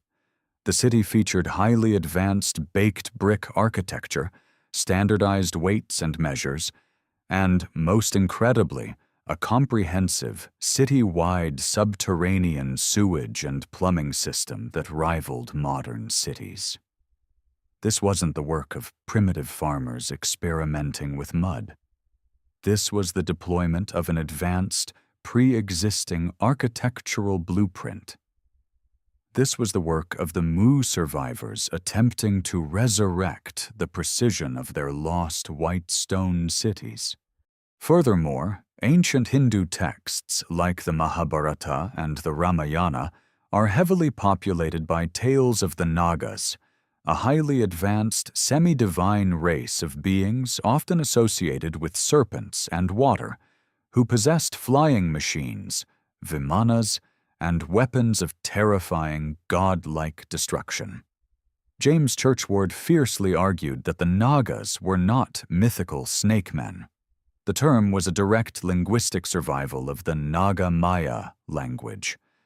The Nagas were the surviving Nakal priests, arriving from the sea and the collapsing Uyghur Empire, bringing advanced technology and the trauma of a destroyed world to the primitive tribes of India. The priests settled in the temples, carefully hiding their sacred clay archives in the subterranean vaults, passing their esoteric knowledge down to highly trusted local holy men, the very same lineage of rishis that James Churchward would eventually meet centuries later in a famine relief camp. The final shore. The genesis of Egypt. But the grand migration of the motherland did not end at the banks of the Ganges. The most driven, ambitious faction of the survivors, determined to find a perfectly stable environment to rebuild the empire of the sun, pushed even further west. They crossed the Middle East, finally arriving at the fertile, life-giving banks of the Nile River in North Africa. Here, the western migration route perfectly intersects with the eastern migration route documented by Augustus Le Plongeon.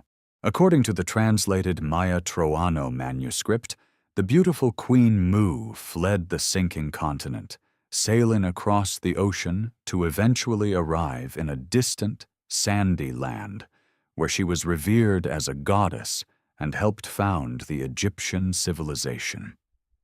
Whether led by a fugitive queen or a contingent of highly advanced Nakal priests, the arrival of the Mu survivors in Egypt answers the most enduring riddle of conventional archaeology: the impossible, sudden genesis of dynastic Egypt. Just like the Indus Valley, ancient Egypt did not suffer a long, slow technological adolescence. It exploded onto the historical record fully formed. At the very beginning of its timeline, Egypt suddenly possessed a highly complex hieroglyphic writing system, a profound understanding of medical science and astronomy, and the ability to cut and move massive, multi-ton blocks of granite with laser-like precision.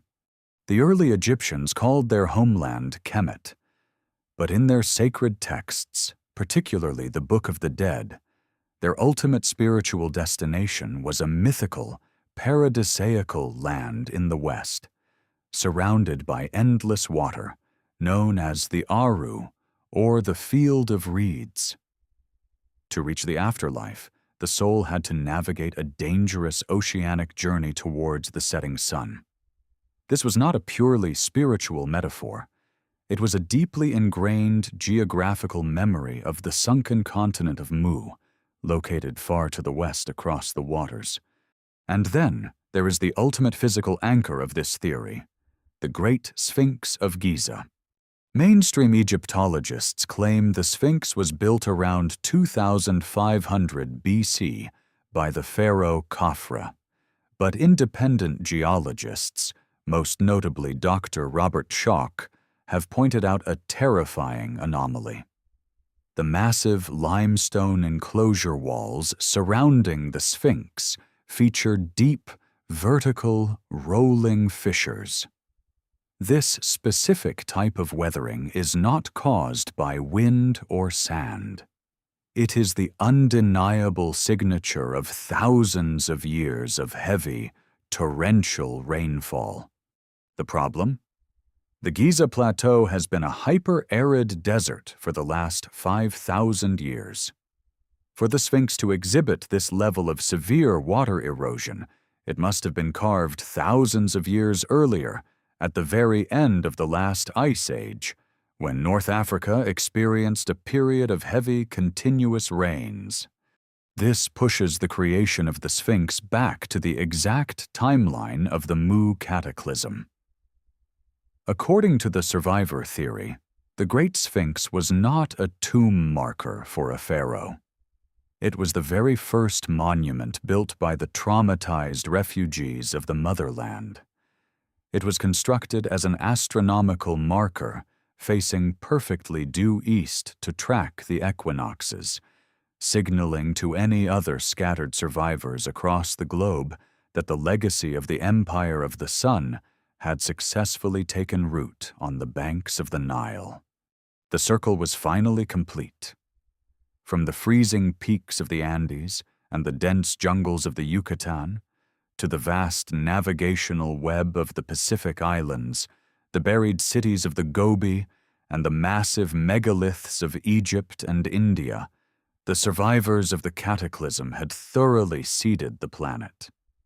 They were the anonymous, hyper-advanced architects who kick-started every major ancient civilization we study today. But humanity's amnesia is profound. Over millennia, the true origins of these civilizations were lost, morphing into localized myths, legends of sea gods, and misunderstood religious texts. The existence of Mu was relegated to the realm of fantasy. Yet the motherland refused to stay completely buried. While the grand cities were crushed beneath the abyssal trenches, massive, impossible stone structures were left behind, on the very highest surviving peaks of the sunken continent. To find the ultimate, undeniable physical proof of Mu, we must return to the heart of the Pacific Ocean. We must dive beneath the waves and hack our way through the dense island jungles to examine the megalithic anomalies that mainstream science simply cannot explain. To find the most damning physical evidence of the motherland, we must abandon the deserts of Asia and the jungles of the Americas. We must return to the scene of the crime. We must look at the isolated specks of land that managed to survive the collapse of the subterranean gas belts, the very highest mountain peaks of the Mu Empire, which today form the islands of the Pacific. If James Churchward's theory is correct, these islands shouldn't just possess the linguistic and mythological echoes of a lost civilization. They should bear the physical, megalithic scars of the empire. And when we examine the remote corners of Micronesia and the treacherous waters off the coast of Japan, that is exactly what we find.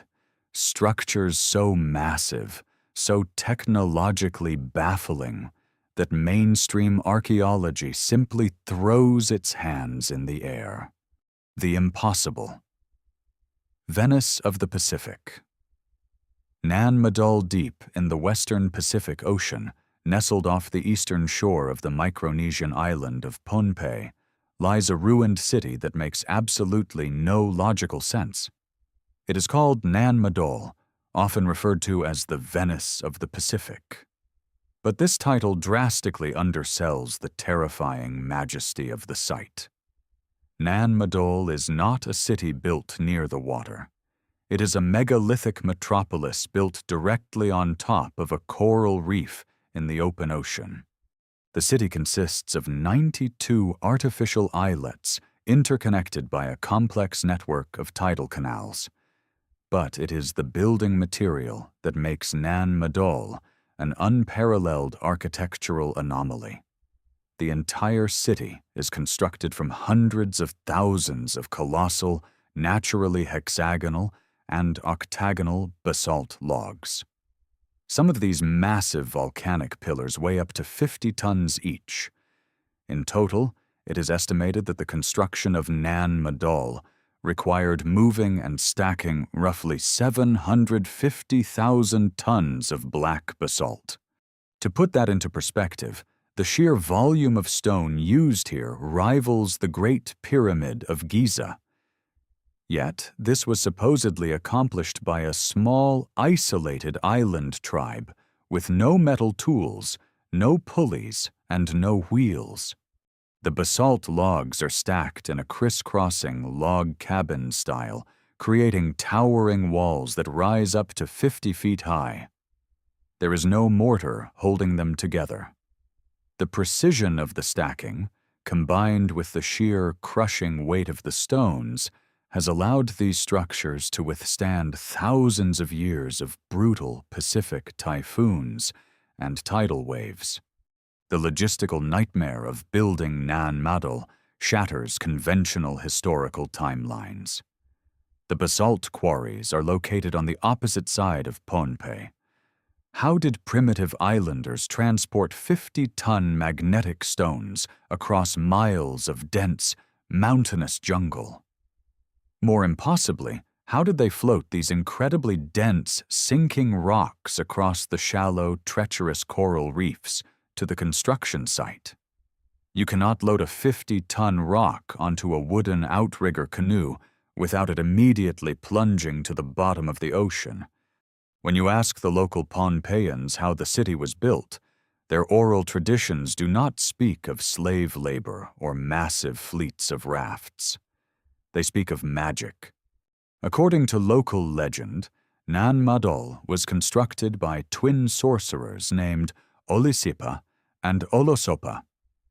The myth claims these brothers were foreigners who arrived from a distant, mysterious land. They did not drag the stones. Instead, they used a flying dragon, or in other variations of the legend, powerful incantations to make the massive basalt logs levitate through the air and fly across the island, settling gently into their precise positions on the reef.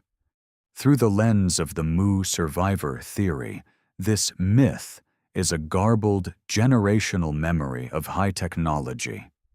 If Olisipa and Olosopa were surviving engineers, or Nakal priests of the shattered Mu Empire, they might have retained fragments of the lost civilization's advanced physics. Could the incantations, or magic, describe acoustic levitation, using specific sound frequencies to manipulate gravity and move massive weights? A theory frequently proposed to explain the building of the Egyptian pyramids and Puma Punku. Could the flying dragon be a distorted description of a surviving piece of heavy airborne machinery? Whether built using lost anti-gravity technology or incomprehensible brute force, Nan Madol stands as a haunting, decaying provincial outpost of the Empire of the Sun. It was likely built by the direct descendants of the survivors, desperately attempting to recreate the grand canal-filled, white stone megacities of their sunken homeland, using the heavy black basalt of their newly isolated world. But Nan Madol is still above water. To find a structure that perfectly illustrates the catastrophic sinking of the continent, we have to travel north, to a place where the ruins are completely swallowed by the sea. The submerged enigma, the Yonaguni Monument. In 1986, a local dive tour operator named Kihachiro Aratake was exploring the waters off the coast of Yonaguni, the westernmost inhabited island of Japan. He was looking for new dive spots to observe hammerhead sharks. Plunging into the strong, unpredictable currents about 80 feet below the surface, Aratake broke through the gloom and found himself staring at a massive, terrifyingly geometric structure. It looked exactly like a sunken, stepped pyramid. The Yonaguni Monument is a colossal stone edifice measuring roughly 165 feet long and 65 feet wide. The moment photographs of the structure reached the surface, it ignited one of the most vicious, fiercely debated controversies in the history of marine archaeology. Mainstream geologists, desperate to protect the established timeline of human history, immediately declared the monument to be a natural geological formation. They argued that the local sandstone has a tendency to fracture along straight tectonic fault lines, creating the illusion of artificial steps. But Dr. Masaki Kimura, a marine seismologist from the University of the Ryukyus, vehemently disagreed. Dr. Kimura has spent over 2 decades mapping, measuring, and diving the Yonaguni site, and his conclusions point directly to a lost, hyper-advanced civilization. When you look at the detailed structure of Yonaguni, the natural formation argument begins to sound mathematically absurd. Nature does not build with such relentless, repeated precision. The monument features perfectly flat, sweeping terraces, perfectly vertical walls that drop off at exact 90-degree angles, and towering symmetrical step pyramid structures. But it's the incredibly specific, localized details that scream of intelligent design. Kimura's underwater mapping revealed a feature called the Loop Road, a wide, perfectly clear trench surrounding the base of the monument, which appears to be a deliberately carved pathway. There are perfectly round cylindrical holes carved into the rock, which look exactly like post holes designed to hold massive wooden pillars. There is a precise, sharply cut drainage canal that runs down the side of one of the terraces. There is even an area dubbed the stage, featuring a massive, perfectly flat, rectangular area bordered by what look like viewing stands. Most shockingly, divers have discovered a massive stone carving nearby that bears a terrifying resemblance to a human face, complete with deeply gouged eyes and a mouth. It sits in the dark water like an underwater Pacific Sphinx. Another nearby structure, called the Turtle, is a massive multi-ton stone perfectly shaped like a sea turtle, a sacred animal in almost all ancient Pacific cultures. The statistical probability of tectonic stress naturally creating perfectly flat terraces, 90-degree drop-offs, a perimeter road, post holes, and animal effigies all in one concentrated 165-foot area is virtually zero. Yonaguni is a building. It is a monument. But who built it? And how did it end up at the bottom of the ocean? The structure sits roughly 80 to 100 feet below current sea levels. The last time this area of the Pacific was above water, dry and capable of being built upon, was at the absolute minimum 10,000 years ago, during the exact window of the last ice age, which perfectly aligns with the timeline of Mu's destruction. According to the Mu hypothesis, Yonaguni was the extreme northwestern border of the Empire of the Sun. It was likely a coastal temple complex, an astronomical observatory, or a massive administrative center. When the subterranean gas belts exploded and the continental foundation shattered, this section of the empire was dragged violently into the deep.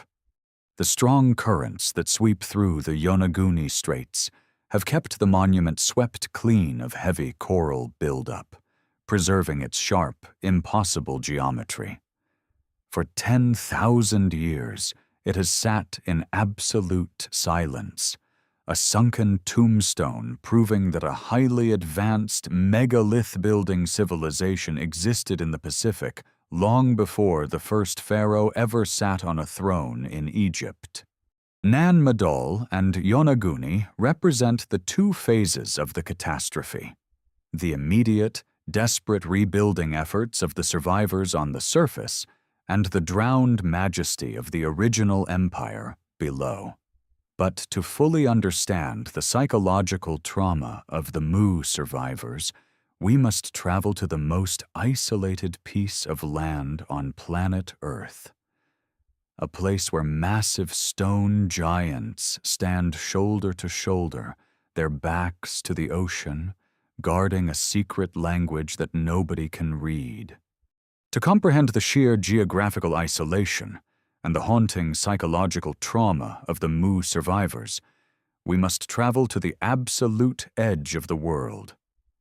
Far beyond the sunken terraces of Yonaguni and the basalt logs of Nan Madol lies a speck of volcanic rock so incredibly remote that its very discovery by ancient humans defies all logic. It is situated over 2,000 miles from the nearest major landmass, floating alone in the vast, empty expanse of the southeastern Pacific.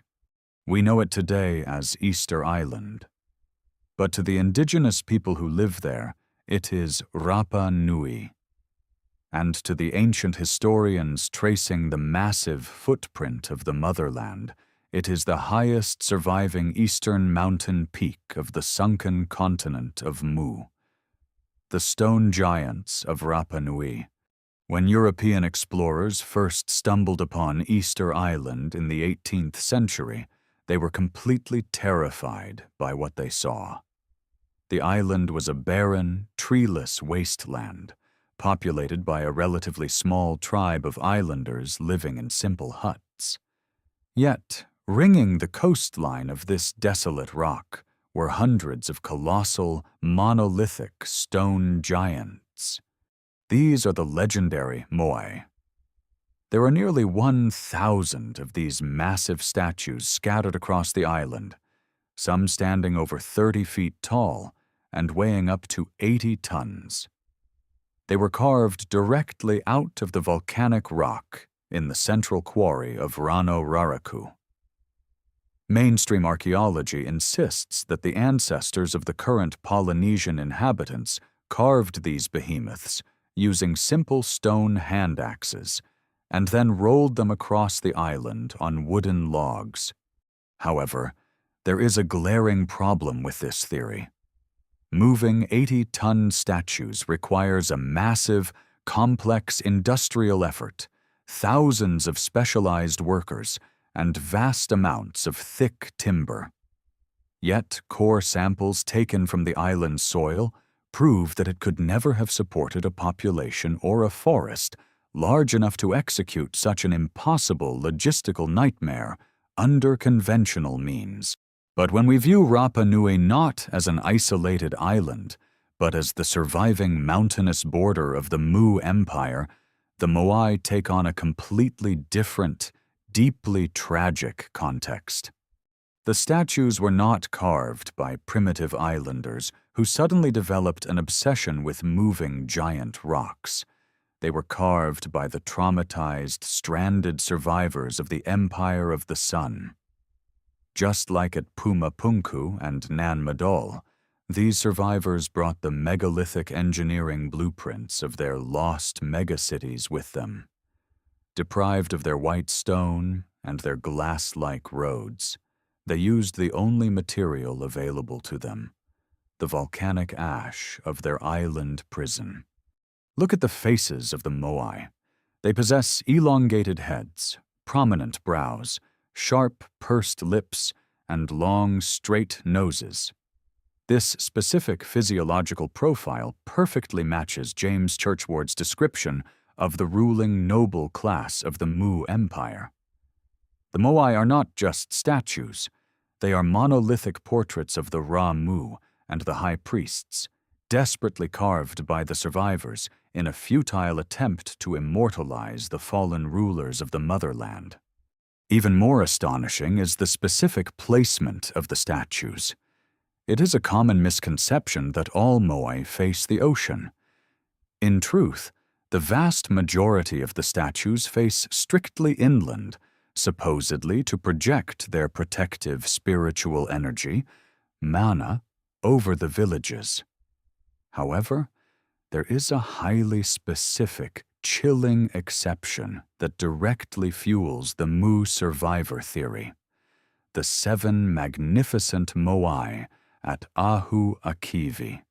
Unlike every other statue on the island, the 7 giants of Ahu Akivi are situated inland but face resolutely outward, staring relentlessly across the endless, empty horizon of the Pacific Ocean.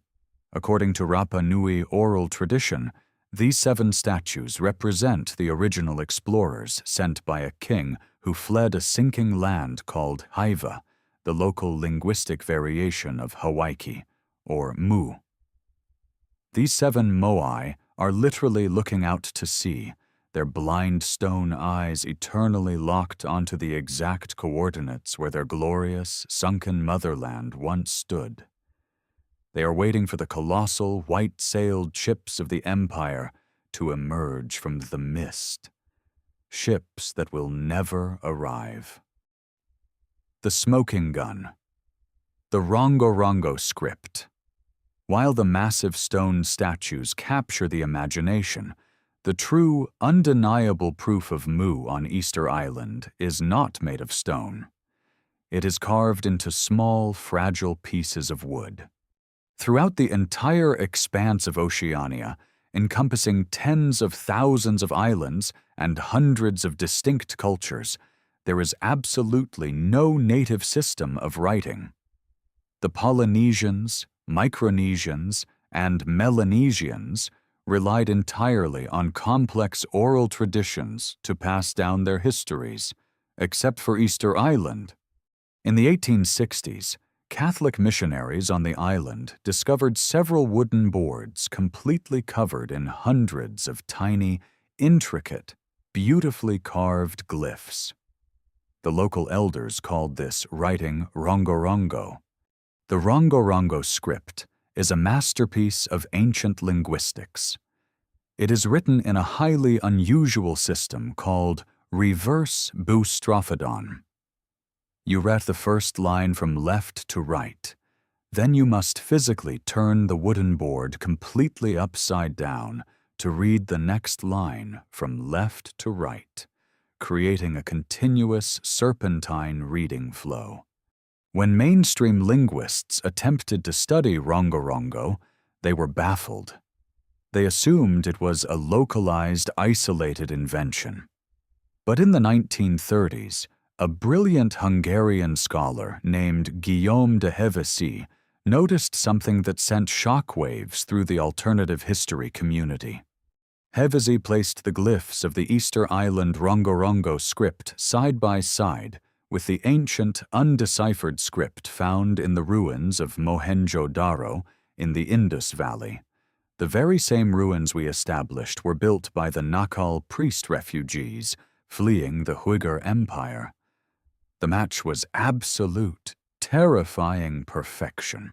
The stick figures with specific arm placements, the intricate water motifs, the multi-spoked wheels, and the geometric representations of the stars were practically identical.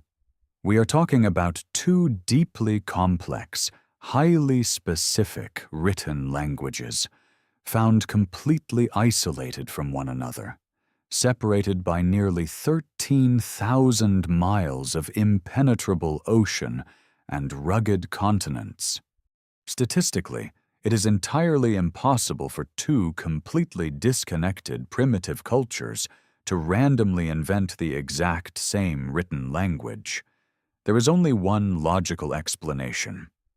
Both the rongorongo tablets of Easter Island and the seals of the Indus Valley are surviving, fragmented remnants of a single, unified source language. They are the direct descendants of the Naga Maya script. The wooden boards on Easter Island are the Pacific equivalent of the clay tablets James Churchward discovered in the Indian temple. They are the final, desperate written records of the Mu Empire, carried to the highest peaks of the sinking continent by the last surviving priests, who ultimately perished on a barren rock, leaving their unreadable history to the winds. The Pacific Stonehenge, Ha'amonga Amaui. If Rapa Nui represents the easternmost mountain peak of Mu, and the linguistic connection to the lost empire, then we must look to the center of the Pacific to find the surviving astronomical science. We must travel to the Kingdom of Tonga, a tropical archipelago thousands of miles west of Easter Island. Here, nestled in the dense tropical foliage of Tonga Tapu, stands a structure so massive and out of place that it has earned the nickname the Stonehenge of the Pacific. It is called the Ha'amonga Amaui. The Ha'amonga Amaui is a colossal trilithon, a stone gate consisting of two massive vertical upright columns and a single giant horizontal crossbeam resting perfectly across the top. The structure is built entirely from ancient, crystallized coral limestone. Each of the three massive blocks weighs an estimated 30 to 40 tons. Just like at Nan Madol and Pumapunku, the engineering precision here is mind-boggling for an allegedly primitive island culture. The horizontal crossbeam doesn't just sit flatly on top of the vertical pillars. The massive uprights have been meticulously carved with deep, structural mortises, U-shaped notches, allowing the top beam to slot perfectly and securely into place. This is an advanced architectural joining technique designed to withstand extreme tectonic activity and massive tropical storms. But it is the alignment of this massive gate that reveals its true purpose. The Ha'amonga A Maui is not just a doorway to nowhere. It is a highly precise, megalithic astronomical calendar. When you stand exactly at the center of the massive stone gate, the structure perfectly frames the sunrise on the days of the summer and winter solstices. This is the exact same astronomical, sun-worshipping signature found at the Sphinx in Egypt, the observatories of the Maya, and the megalithic circles of Europe.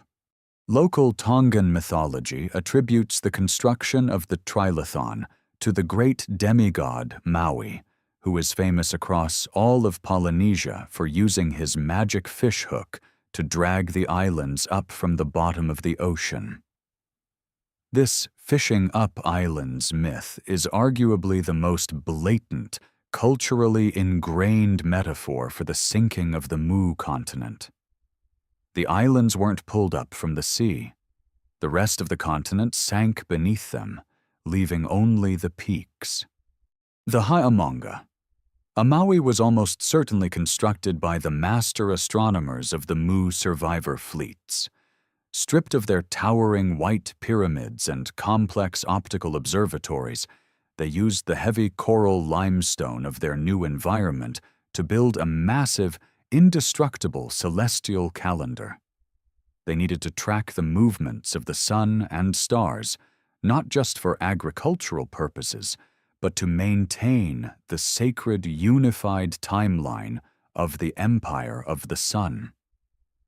They were desperately trying to keep the celestial schedule of a world that no longer existed.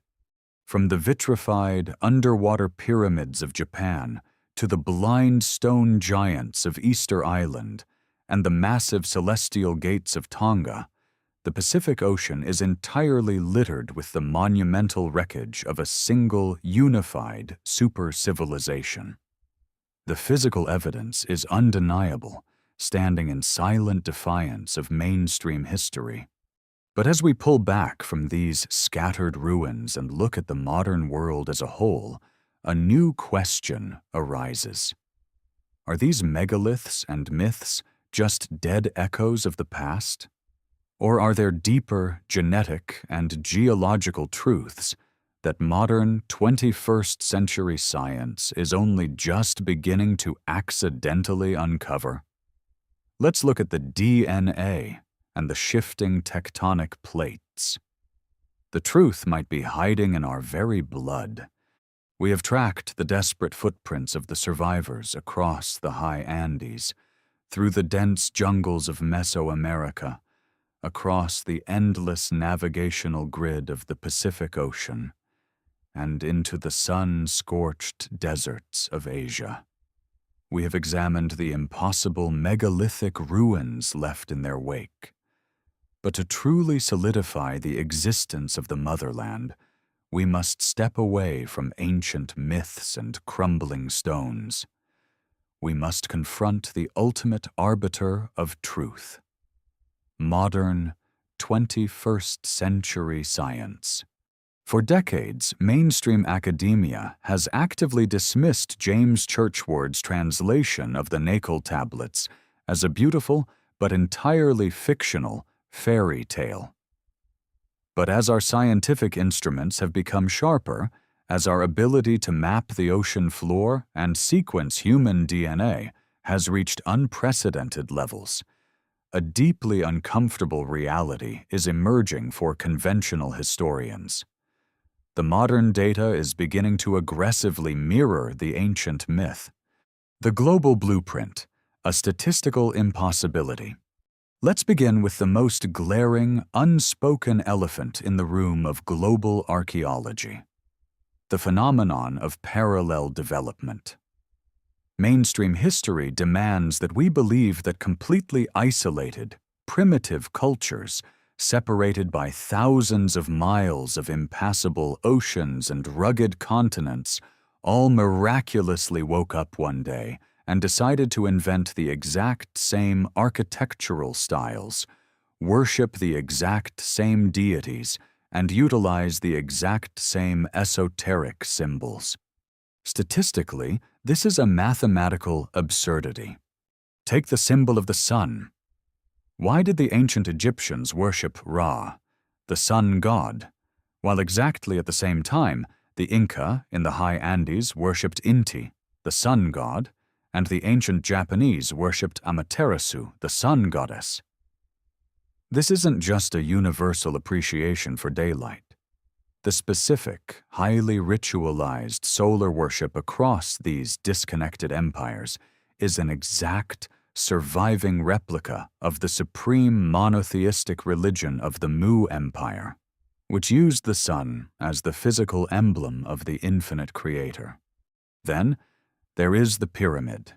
From the Great Pyramid of Giza in Egypt to the towering Temple of the Sun in Teotihuacan, Mexico, the hidden pyramids of Ko-Ker in Cambodia, and the massive step pyramid of Borobudur in Indonesia. Why didn't the Egyptians build giant stone spheres? Why didn't the Maya build massive stone cylinders? Why did every major ancient civilization independently choose to construct massive, perfectly aligned, three-dimensional geometric triangles designed to track the equinoxes and the stars? According to the Mu hypothesis, they didn't invent the pyramid. They inherited it. The pyramid was the standardized architectural template of the 7 great cities of the Sunken Motherland, burned into the collective memory of the surviving Nakal priests. Even the most ancient, misunderstood symbols of humanity trace back to this sunken origin. Long before it was tragically co-opted and corrupted by the horrors of the 20th century, the swastika was a globally ubiquitous symbol of peace, good fortune, and cosmic order. It was found on the ancient pottery of the American indigenous tribes, deeply carved into the temples of Hindu India, and painted on the artifacts of ancient Greece. In Churchward's translations of the Nakal tablets, this specific geometric cross was known as the swastika. It was the official sacred emblem representing the 4 great primary forces of the infinite creator that built the universe.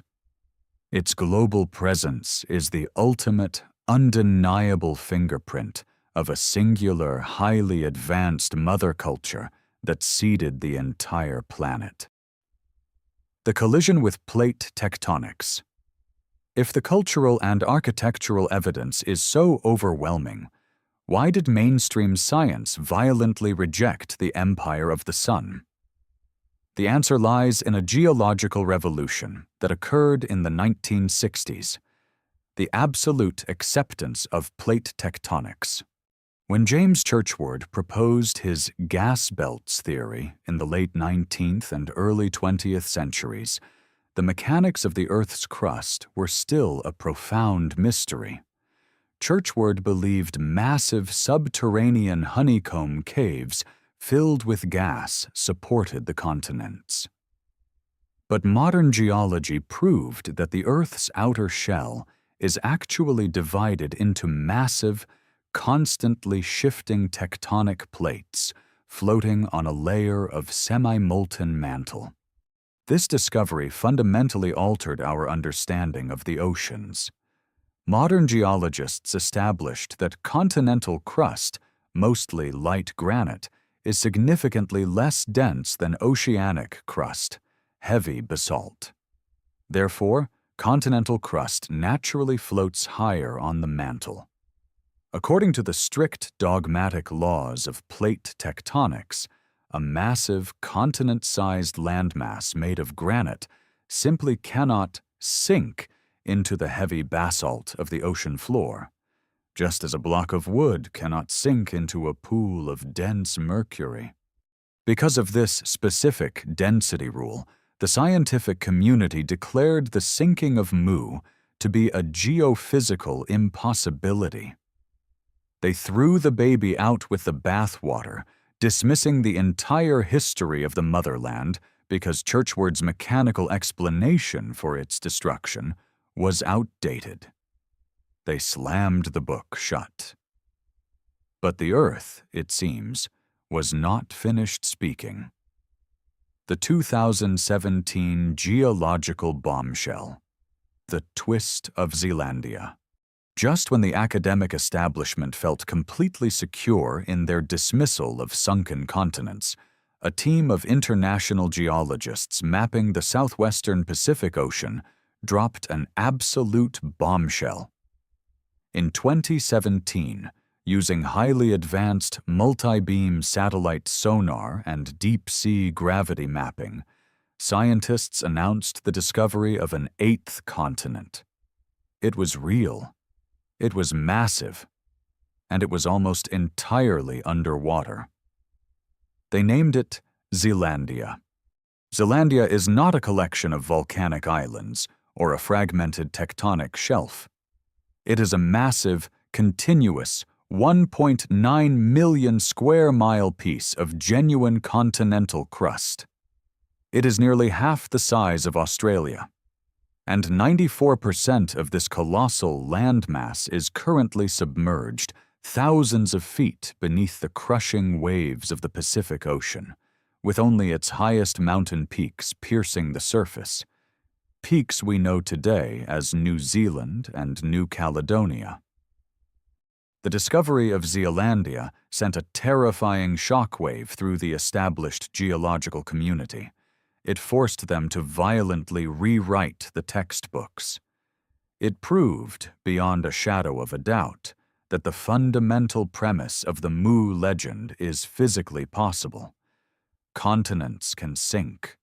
Mainstream geologists scramble to explain that Zealandia sank millions of years ago due to a process of extreme crustal thinning and tectonic stretching, long before human beings walked the Earth. But this discovery opens a terrifying, undeniable door. If our highly advanced satellite technology only just managed to map a massive 2 million square mile sunken continent in 2017, how can we arrogantly claim to know exactly what else is hiding in the deepest uncharted abysses of the Central and Eastern Pacific? The Pacific Ocean is vast enough to swallow all the landmasses on Earth combined, with room to spare. Zealandia proved that the ocean floor is not a flat, predictable basin. It is a dynamic, catastrophic graveyard of sunken worlds. The mechanism might be crustal thinning rather than explosive gas belts, but the endgame is exactly the same. A massive continent dragged down into the abyss. The ghost in the blood. The DNA enigma. While the geologists are busy recalibrating their maps, geneticists are quietly unearthing a completely different set of impossibilities. The ultimate proof of the Mu survivor migration might not be carved in stone, but encoded in our very blood. In the last decade, the sequencing of the human genome has revealed shocking anomalies that completely shatter the conventional out-of-Africa migration theory. Let's look at the Amazon basin in South America. According to the traditional timeline, the Americas were populated by primitive hunters crossing the Bering Land Bridge from Siberia, migrating down through North America to eventually reach the Amazon. Therefore, the indigenous tribes of the Amazon should share all their deep genetic markers with the native North Americans. But in 2015, Harvard geneticists discovered a ghostly, inexplicable genetic signal in several isolated Amazonian tribes, which they labeled Population Y. This specific DNA marker does not exist in any North American indigenous populations. So where did it come from? The Population Y signal is a direct, undeniable genetic match to the indigenous populations of Australasia, specifically the Aboriginal Australians, New Guineans, and the Andaman Islanders. How did the DNA of Pacific Islanders bypass the entirety of North America and end up exclusively in the deep jungles of South America thousands of years ago? Mainstream genetics is entirely at a loss. But if we apply the mu migration theory, the answer is brutally obvious. The population Y signal is the genetic footprint of the Eastern survivor fleets. They didn't walk across a frozen land bridge from Russia. They sailed massive, double-hulled vessels directly across the Pacific Ocean from the Sunken Motherland, crashing onto the western coast of South America and migrating directly into the Amazon basin, bringing their Pacific DNA with them. Furthermore, we must examine the mystery of the Denisovans. The Denisovans are a recently discovered, highly mysterious species of archaic humans. We have almost no physical fossils of them, just a few fragmented bone shards found in a Siberian cave. Yet their DNA was sequenced, and the results are staggering. The highest concentration of Denisovan DNA on the planet, up to 5% of the genome, is not found in Siberia or mainland Asia. It is found almost exclusively in the bloodlines of the Melanesians, the Aboriginal Australians, and the Polynesian Islanders scattered across the Pacific Ocean. This heavy, hyper-concentrated genetic isolation points directly to a massive, ancient, central population hub that existed in the Pacific region for tens of thousands of years. A hub where humanity lived, evolved, and intermingled entirely cut off from the rest of the world. A hub that eventually exploded outward, scattering its unique genetic code to the far corners of the globe. Science calls it a genetic anomaly. The ancient legends call it the Empire of the Sun. When you combine the undeniable architectural blueprints of the global pyramids, the startling geological reality of the sunken continent of Zealandia, and the impossible oceanic leaps recorded in our modern DNA, the legend of Mu ceases to be a fringe conspiracy theory. It becomes a deeply compelling, terrifyingly plausible alternative history. The science is no longer debunking the myth. It is slowly, accidentally proving it right. But what does this mean for us today? If the greatest, most technologically advanced civilization in human history could be completely eradicated in a single night of fire and water, what is the ultimate lesson of the motherland? We have come to the end of a massive, globe-spanning expedition. From the suffocating jungles of the Yucatan and the breathless altitudes of the Andes, to the deepest trenches of the Pacific Ocean and the sun-scorched dunes of the Gobi Desert, we have traced the desperate, scattered footsteps of the last survivors of Mu. We have examined the cyclopean, gravity-defying megaliths of Nan Madol, the blind stone giants of Easter Island, and the perfectly cut underwater terraces of the Yonaguni Monument. We have even seen how cutting-edge modern discoveries, like the phantom Pacific DNA found isolated in the Amazon basin and the stunning satellite mapping of the sunken continent of Zealandia, are actively forcing us to radically reconsider the boundaries of our own past. Is James Churchward's exact translation of the ancient Nakal tablets entirely, flawlessly accurate? Perhaps not every single detail.